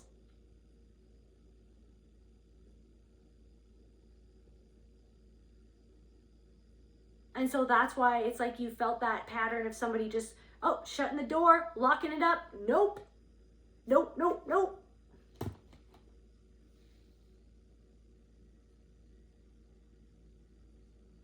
But then also I feel called to say in some cases, sometimes you have to shut the door and lock it up and let someone be where they are.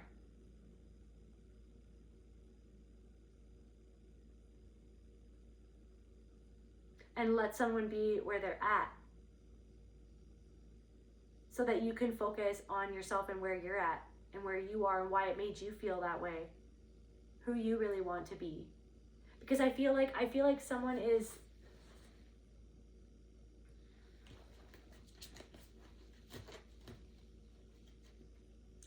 you don't trust somebody because you understand that somebody doesn't see that they can't even trust themselves, and that's why you don't trust them, because you see that they're not even seeing something about themselves that is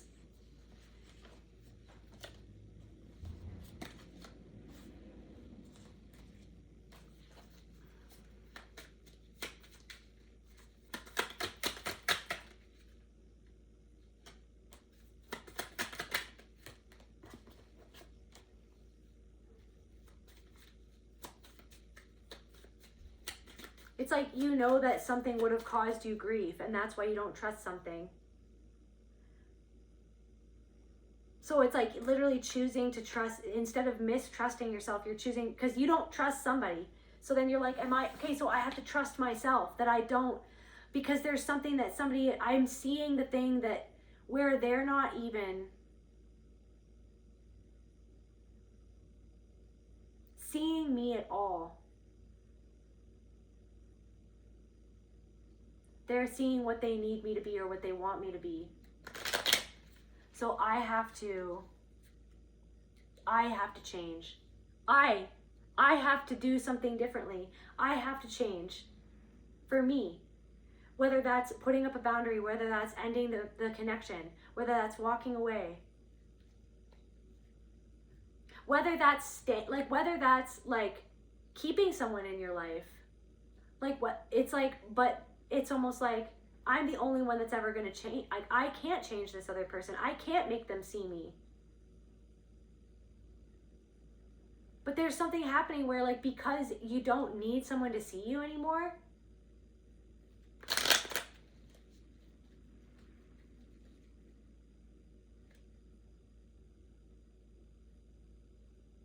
it's like bringing some sort of awareness to someone else about something about themselves that they don't like to see. Something about their own anger. And this could even be a reflection of you. Maybe there's something going on where you're seeing how someone was angry or something, but then you can kind of relate to it because you are comfortable in and accepting of something inside of yourself. But then you're not making something black and white and therefore and then hating yourself for something that reminds you of what someone else did. You're just seeing what you need to see about yourself and them. So learning how to unconditionally love yourself, you're actually unconditionally loving another person. Maybe somebody that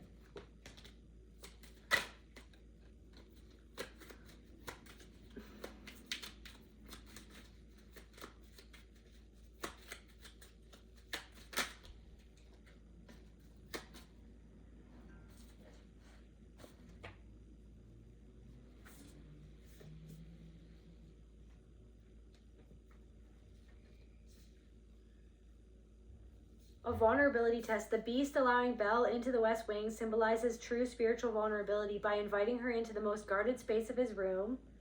He shows he is finally willing to let his heart be seen and his wounds be tended to.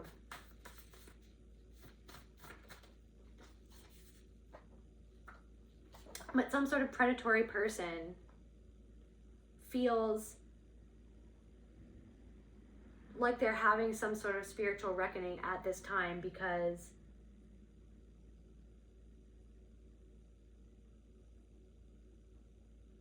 their intention was not their intention was predatory.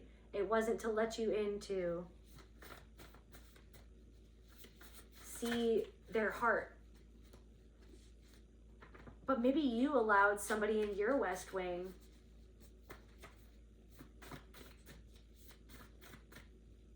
and they tore it apart.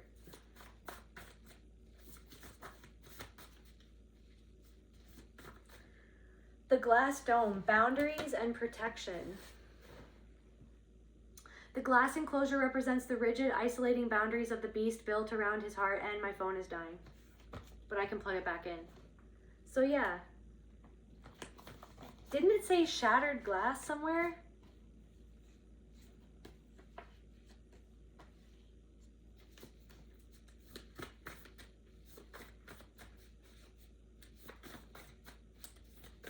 So it's like your energy feels like shattered the glass around someone's love.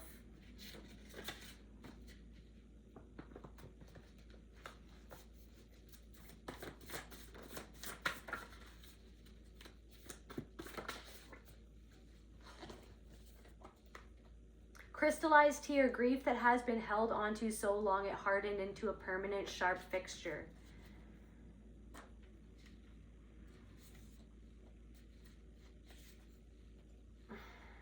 Devaluation, the sudden cold drop from favoritism into harsh criticism or contempt.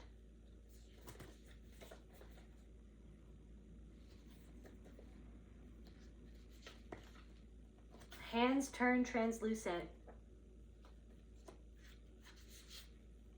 Poison.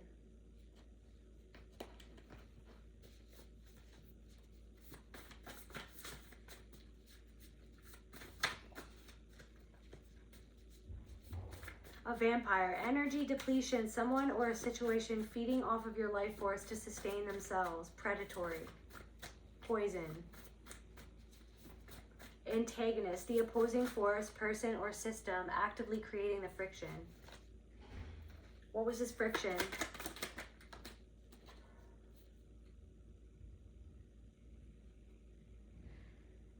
Something to do with your will. Manipulating your... Something about your willpower.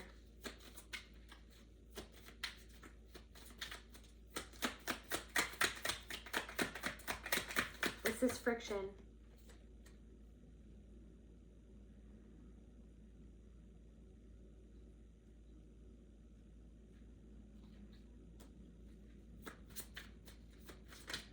Somebody could have been trying to get into something or affect some sort of stability or opportunity or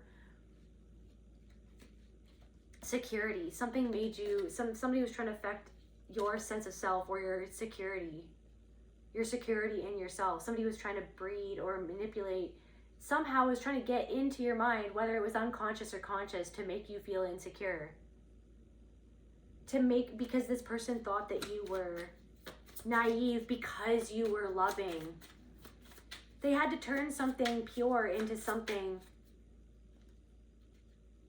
impure, into something. This could have been something to do with a friend. Could have wanted more, charming. Someone wanted something.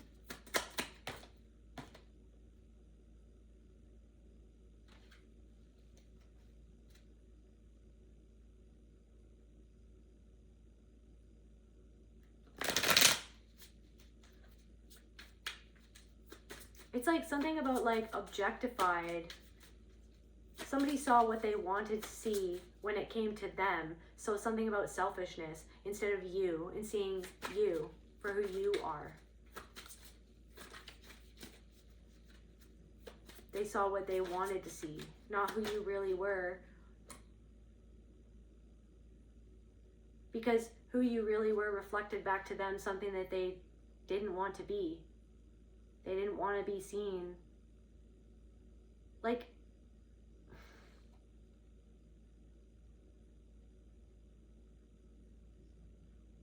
you saw too much.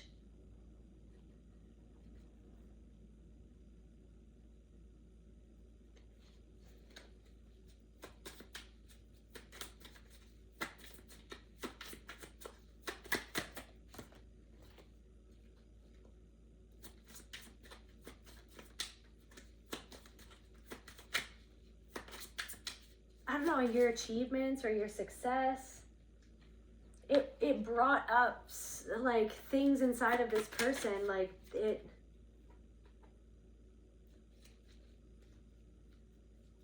brought up things that they tried to hide. There's the padlock.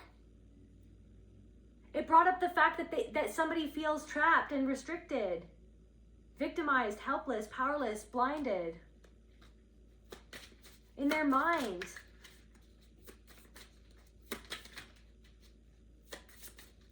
I don't feel that way. I'm not doing that. That's not how I am.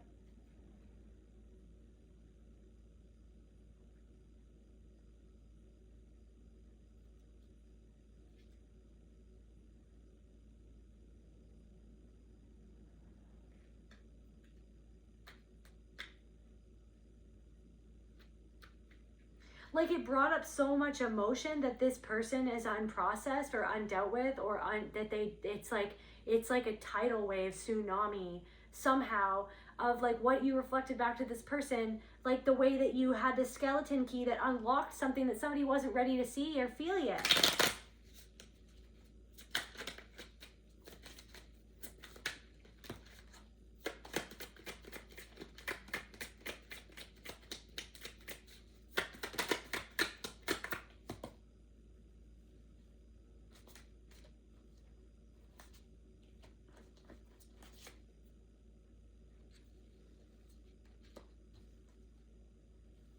Somebody feels like they don't have anything to show for something. Werewolf, raw, untamed instinct, a sudden cyclical eruption of suppressed rage or animal nature. I feel like you were, I don't know, I feel like you had to cut someone off or cut some sort of energy off. Like you had to like close the door and lock it. But it doesn't mean that your own demon can't come through the window, okay, to sit with you before you show them the door, right? But in terms of a certain person, despite the fact they don't have access to your energy, you're still alchemizing whatever it was that came up because of this person, what they're reflecting back to you about yourself. But you saw something for what it was. I feel like you were honest, and I feel like that you were fair. Maybe somebody feels like that you were cutthroat.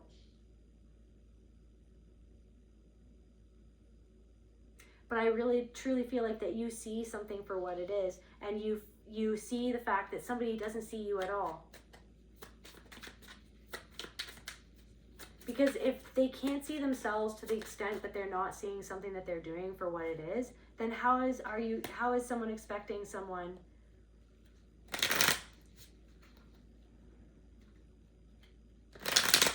like how are you going to expect someone to really be there for you? They can't even admit to something inside of themselves.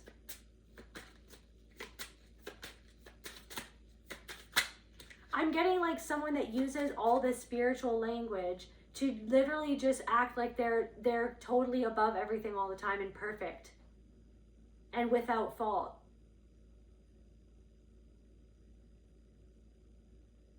And always the victim to somebody else, when it's like sometimes there needs to be like a part of our self, an awareness that goes and looks within at what we could have done differently. Like, what could I have done differently? Where am I not being fair? Where am I enacting a pattern?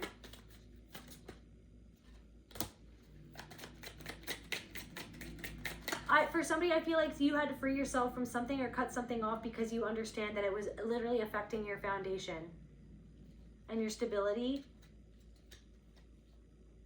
And that was the right choice, okay?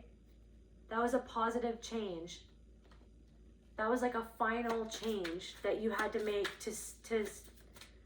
to stake your claim, or to just like say what you needed to say to the universe and to yourself, that something I will not abide. Like, I'm not going to, no.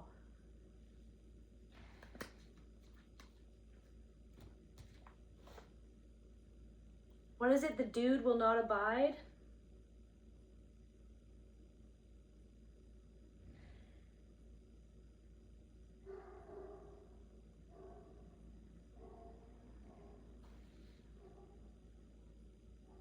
Oh wait, the dude abides. Wait a second.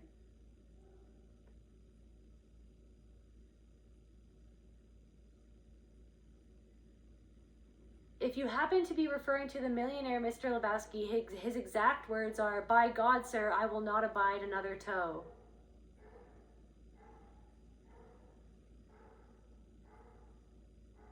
But yeah, the dude abides.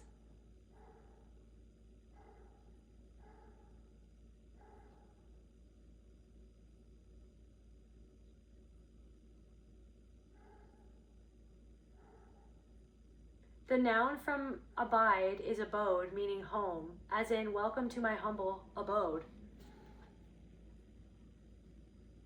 Welcome to my humble abode. So to abide is to be at home. Like, I'm at home. Like, that's the thing. It's like, yeah, I'm at home. It's like, yeah, that person's got something going on over there. Yes, this person is doing that.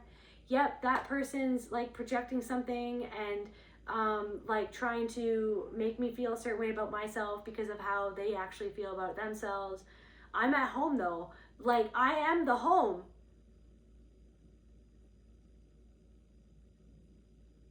So I can have a boundary of like what comes into my home or who is allowed in my home or not. But I have to allow my own demons to have and come and visit sometimes. So I can talk to them and figure out what the fuck is going on with me and another person. But really, why is it making me feel that way though?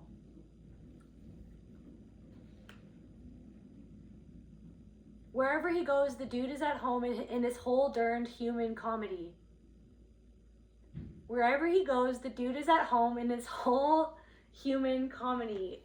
I can't. So you're at home within yourself, and then it makes somebody feel like they're locked out of a part of their own home.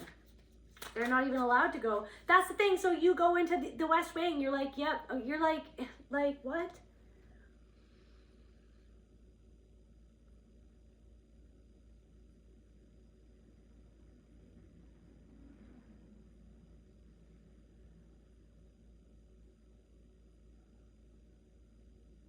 I will not abide another toe. So like she gets her toe cut off, or like somebody cuts their toe off, right? Guys, I love that movie. I love Walter so much. Walter is the best, guys.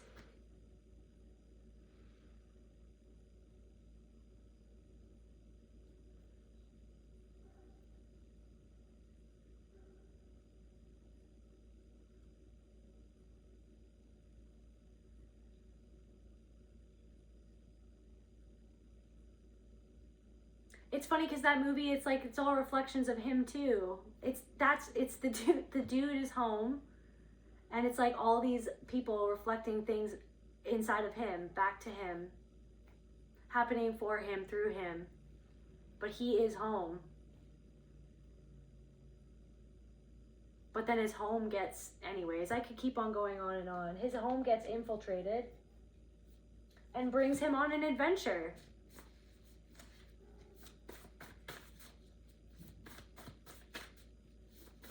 So see whatever that was, or whatever this is, as covert malice weaponized. So somebody...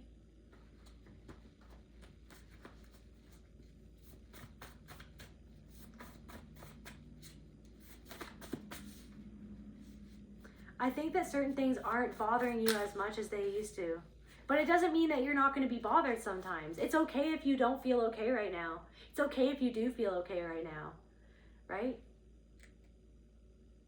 It's like maybe somebody feels uncomfortable with the fact that you're starting to feel okay, but then you're like, but what happened to me wasn't okay. But I don't want to make what happened to me like less than what it was. But if I'm okay, does that mean that the suffering wasn't real, or the pain wasn't real, and the abuse wasn't real? Like if I become more balanced and at peace, if I actually admit to myself, but then I'm afraid that something else is going to happen. Like I'm afraid that if I'm happy, then I'm going to be torn down. Like I was torn down when I shone, when I was happy, by people in the past, in my childhood, who were unhappy and who hurt me because they saw my happiness, and it made them feel, they were like, how dare you go into the West Wing, Belle? You don't belong here. You don't belong inside of yourself. You don't belong in this world. You don't belong here when you're happy. You have to mirror back to me my own suffering so that I feel whatever in my own life.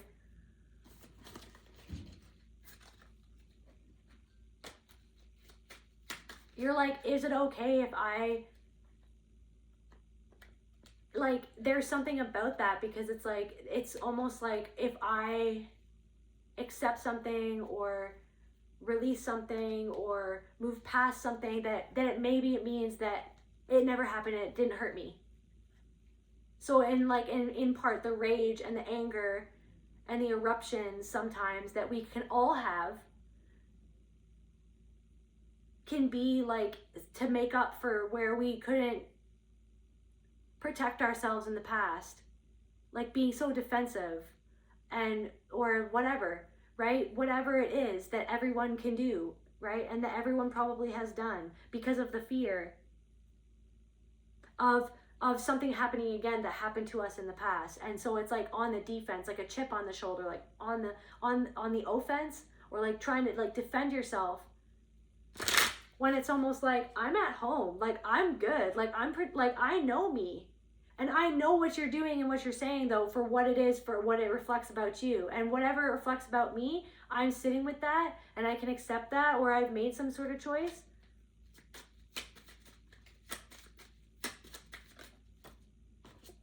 Love. I've made the choice to love myself enough to let myself be loved by myself unconditionally, to unconditionally love my life for where it's at, even though it's not perfect, even though I live in like a slum apartment building. Okay?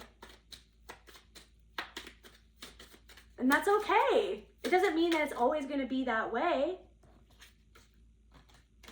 Yeah, alienation reverse, not alienating a part of yourself from yourself.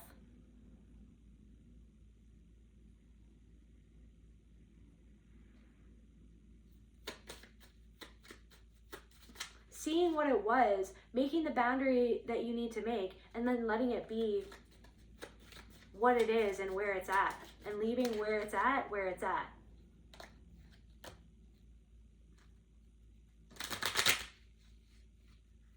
It's like something that somebody doesn't like, it was actually a loving choice because it was the truth. And it's reflecting back where they're not loving and being truthful with themselves.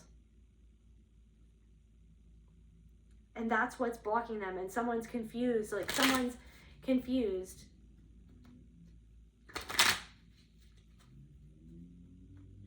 Someone's blind as blind can be. Sees just what he wants to see. But you don't see me at all.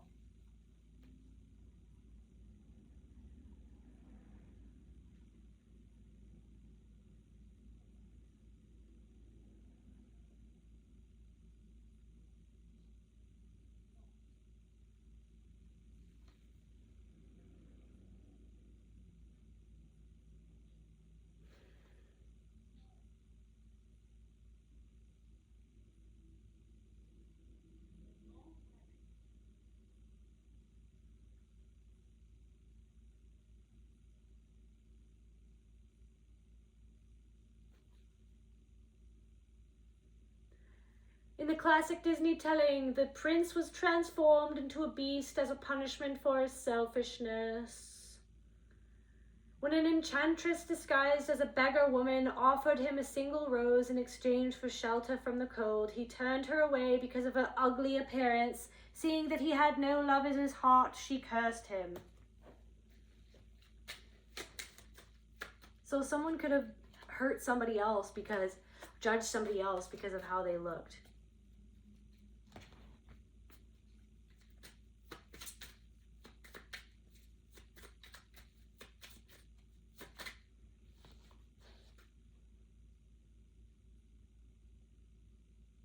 So the curse was specifically designed to mirror his crime because he judged based on outward appearances. He was transformed into a hideous beast.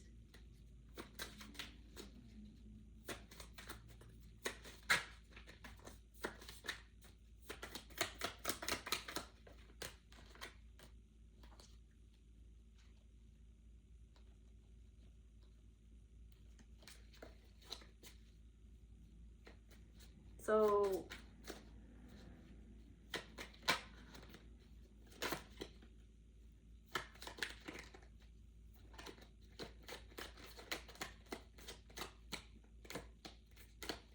to break the spell, the beast had to learn to love someone and earn their love in return. Someone needs to learn to love themselves.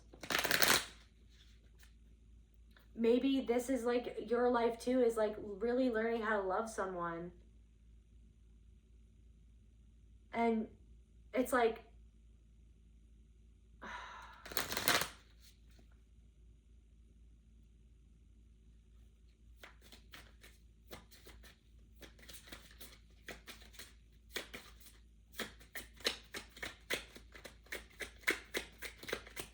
really looking at the things inside of you that you don't, that it's almost like, what is that thing where it's like, it's not about like what a partner like can do for you, it's what you're gonna do for that person. Like thinking that way of like, I want to love somebody the way that I want to love them, because I know that I deserve love, and I can love somebody in this way, then I know that I deserve that love back. If I can give that love and be that love and learn to love myself.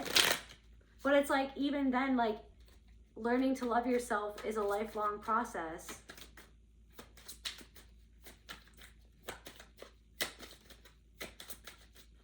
It's almost like someone's like, what can I get from this? Instead of like, what can I bring into their life? What can I get from this? Instead of being like, I want to like, and it's not that nobody, it's like, yes, it's just like, I want to love this person. I want to make this person's life better. I can be this, that, and the other thing for this person.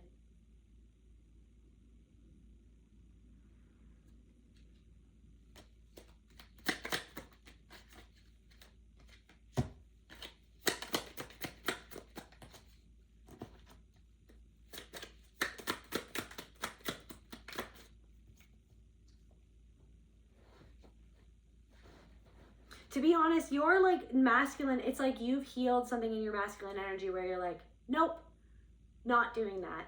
Or, yep, I have to do that. Yep, I have to make that boundary. Yep, that's a no. Because I don't know. Because no.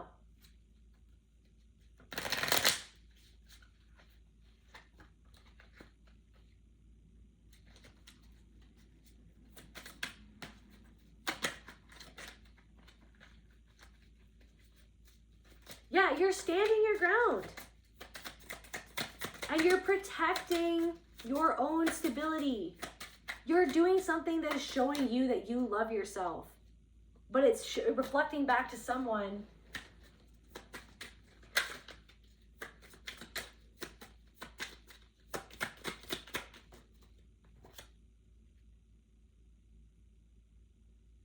Where they feel like that they failed to love you and love themselves. And so now someone is experiencing some sort of consequences, maybe even someone's consequences tied to your success, and seeing you like shed some sort of burden, okay? Or move on from something where someone still feels burdened. To see you so at home with yourself. To see that you still have love and compassion to give it to yourself, and give it to yourself enough to give it to another person. You're not an empty cup rolling around these streets. You're freaking giving yourself love so that you can actually give love to other people. You can't give from an empty, dry, parched as fuck cup of the desert.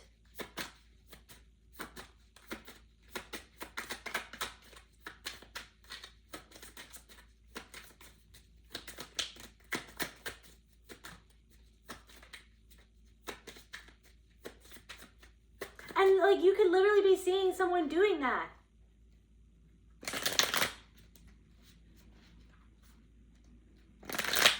And so it's like all coming full circle. It's all braided together. And you're at home in yourself. Yeah, you're at home. You're letting go. You're literally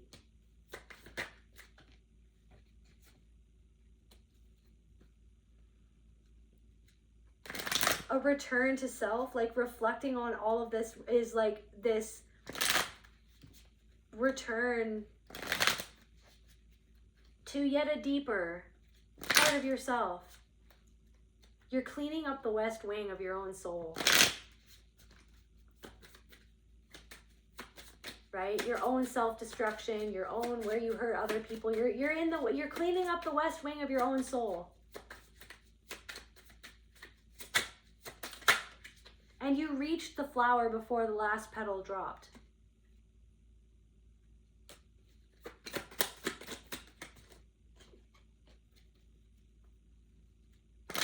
And it's like you're committed to this work for the long haul.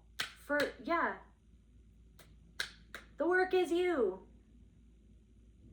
It can be play as well.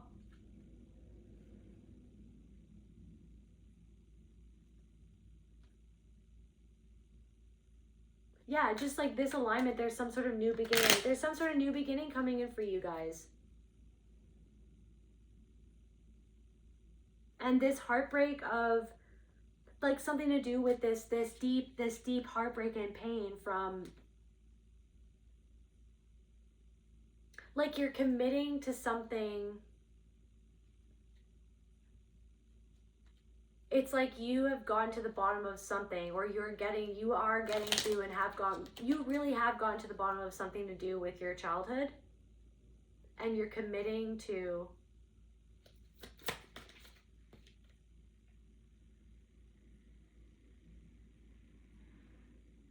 believing in yourself and your soul and in love itself, in hope, and being patient with yourself and patient with your life, patient with your growth. like a parent, like an ideal parent would be. Being patient with you as you learn. Being patient as you grow. Giving yourself a pat on the back. Giving yourself encouraging words. There was an absence of that. There was an absence. Like an old way, an old structure of being is actually crumbling down.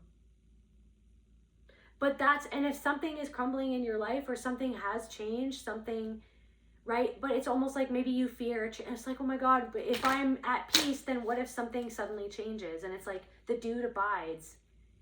You are the dude. You are the abode. You are everything. And even if things change around you, you've always gotten yourself through it. And you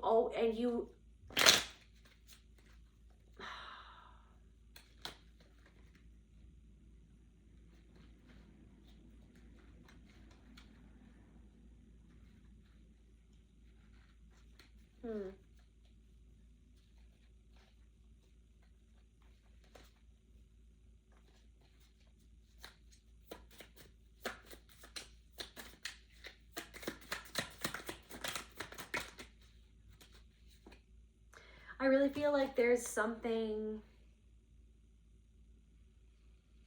that is unchanged for somebody else. Something could be getting worse for somebody else.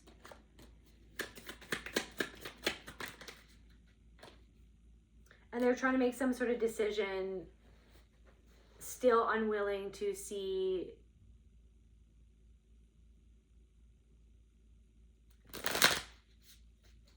that part of themselves that they hide.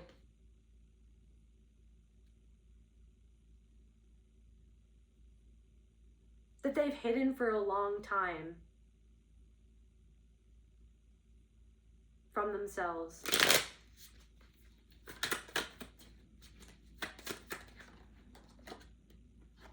And somebody has a choice to make. Transform.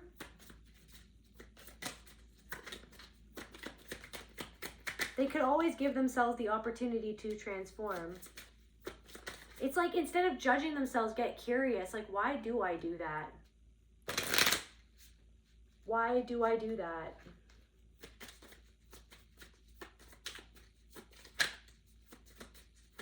And even, and even with yourself, why do I do that? Why has that not changed? Or what's going on here? What, like, sitting down with the demon, inviting it in your home. And then once you hear it out, you remember that you are spirit itself. You are the entire home. You are the power. Okay, thank you for making yourself known. I understand, but I'm not gonna let you into my home and cook me my food so that I have to eat it. It's like, obviously you're gonna make poison because you're a demon. So you can leave. Right. Revealing your own power to yourself. Like, this is revealing your own power as much as it's felt, as much as things had made, like something that somebody said that made you feel insecure, or something that happened, and all of these things. It really is showing you how powerful you are. Over time, it's showed you a new perspective of how powerful you really are. When all of those things are meant to trigger your programming of feeling powerless, like that you're not the whole ocean in a drop. All of those things. Like, just people running around like a chicken with their head cut off, and you're like, I don't want to do that. I'm free range, bitch.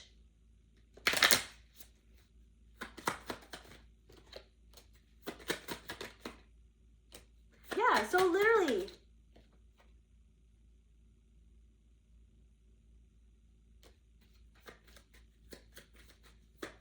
I feel like it's something that maybe you thought that you would never have, like a new emotional beginning and or awakening around something, but you are the power in and of itself, and you're making something that you thought was impossible possible emotionally within yourself, because you're just shining your light. And I feel like it's like, you know, I give up forever to touch you, 'cause I know that you feel me somehow. You're the closest to heaven that I'll ever be, and I don't want to go home right now. Right, Luna? And all that we've got is this moment. All of the truth and your lies, but sooner or later it's over. I just don't wanna miss you tonight.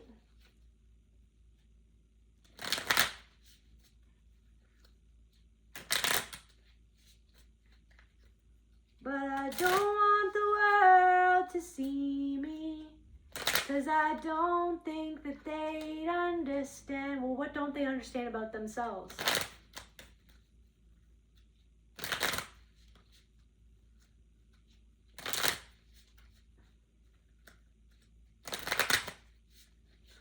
If everything's made to be broken, I just want you to know who I am. You know who Nowhere Man is, because Nowhere Man is you.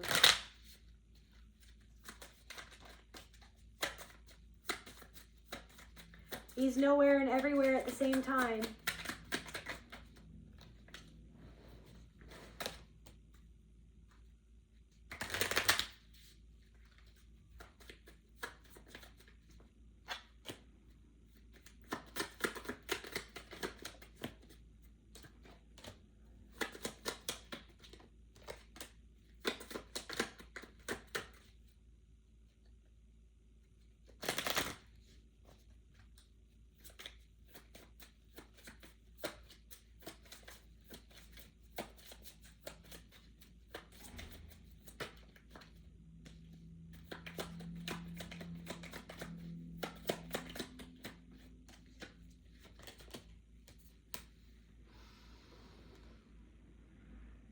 Coming out of hiding, coming out of lack.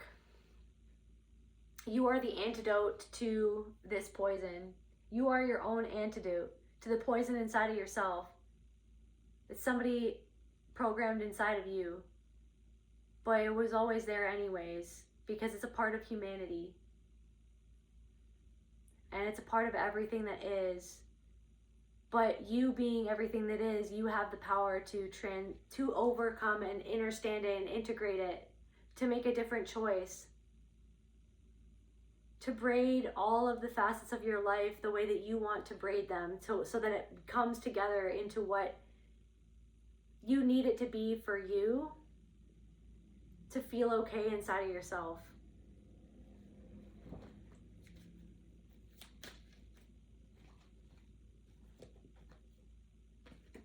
Any last cards for the collective?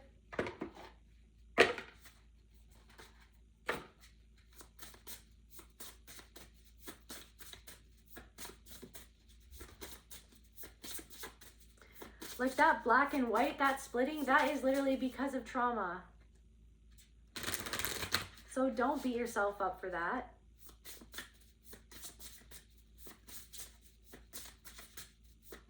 But also, in the same vein, boundaries are okay as well.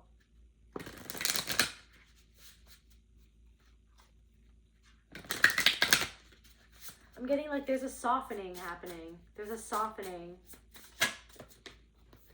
Sacred desire. There's a softening. Someone feels like they felt like there's a softening happening for you, but also for another person. They're softening their defenses, like soften their heart. Like you soften someone's heart and you awaken someone's sacred desire. You awaken someone's sacred desire to trust in love and to trust in people, to trust in love. You awaken someone's sacred desire to trust in love. Your own awakening of your own self-trust, because you're learning how to trust yourself, is awakening your own self-love and unconditional love inside of yourself. because you're trusting yourself, you are opening up to and awakening to trusting in love, or in trusting in something that you desire to have, that you desire to become a certain way. You desire to become something. You desire to become someone. You desire to have something or have someone. You are opening up to trusting in love and in yourself and your soul. Trusting that making loving choices for yourself is loving for others, even when somebody doesn't want you to love yourself. They want you to lie to yourself so that they can drain you while not loving you, whilst pretending that it's love all along.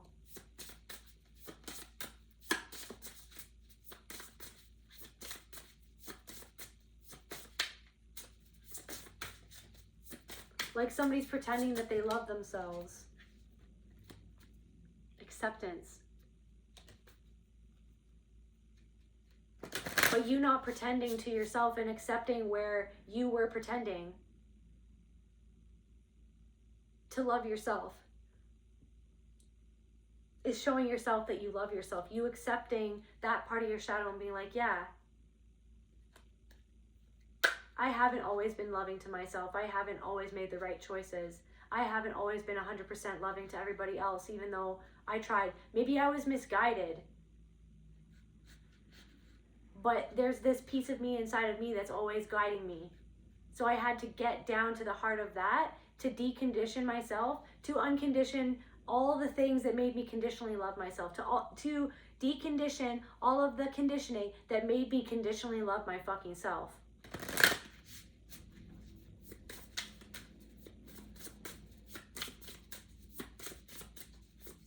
Also, you can love someone and have love for someone, but understand that they're not healthy for you, or that they're not that something isn't healthy, that there needs to be a boundary, that you need to walk away.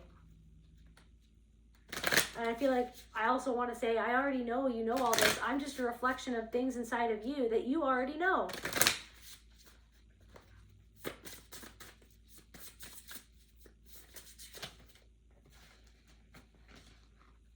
Or maybe this reading isn't for you at all. Maybe you know that too. I trust that you'll know that too. That maybe this reading isn't even applicable to you at all.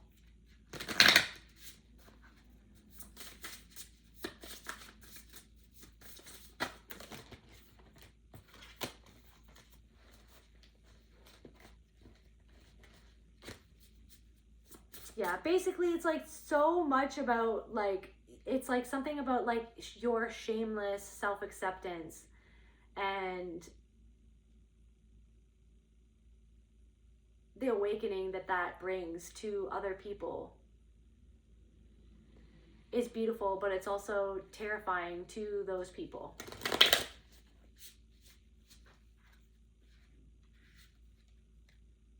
Because they don't know where that part of themselves belong yet. But it's like soon, or maybe one day, they'll understand that it's a part of them that needs to be seen and embraced and loved. Just like how you're now loving yourself. That's where I feel called to end this reading. I love you guys. I'll see you at the next video.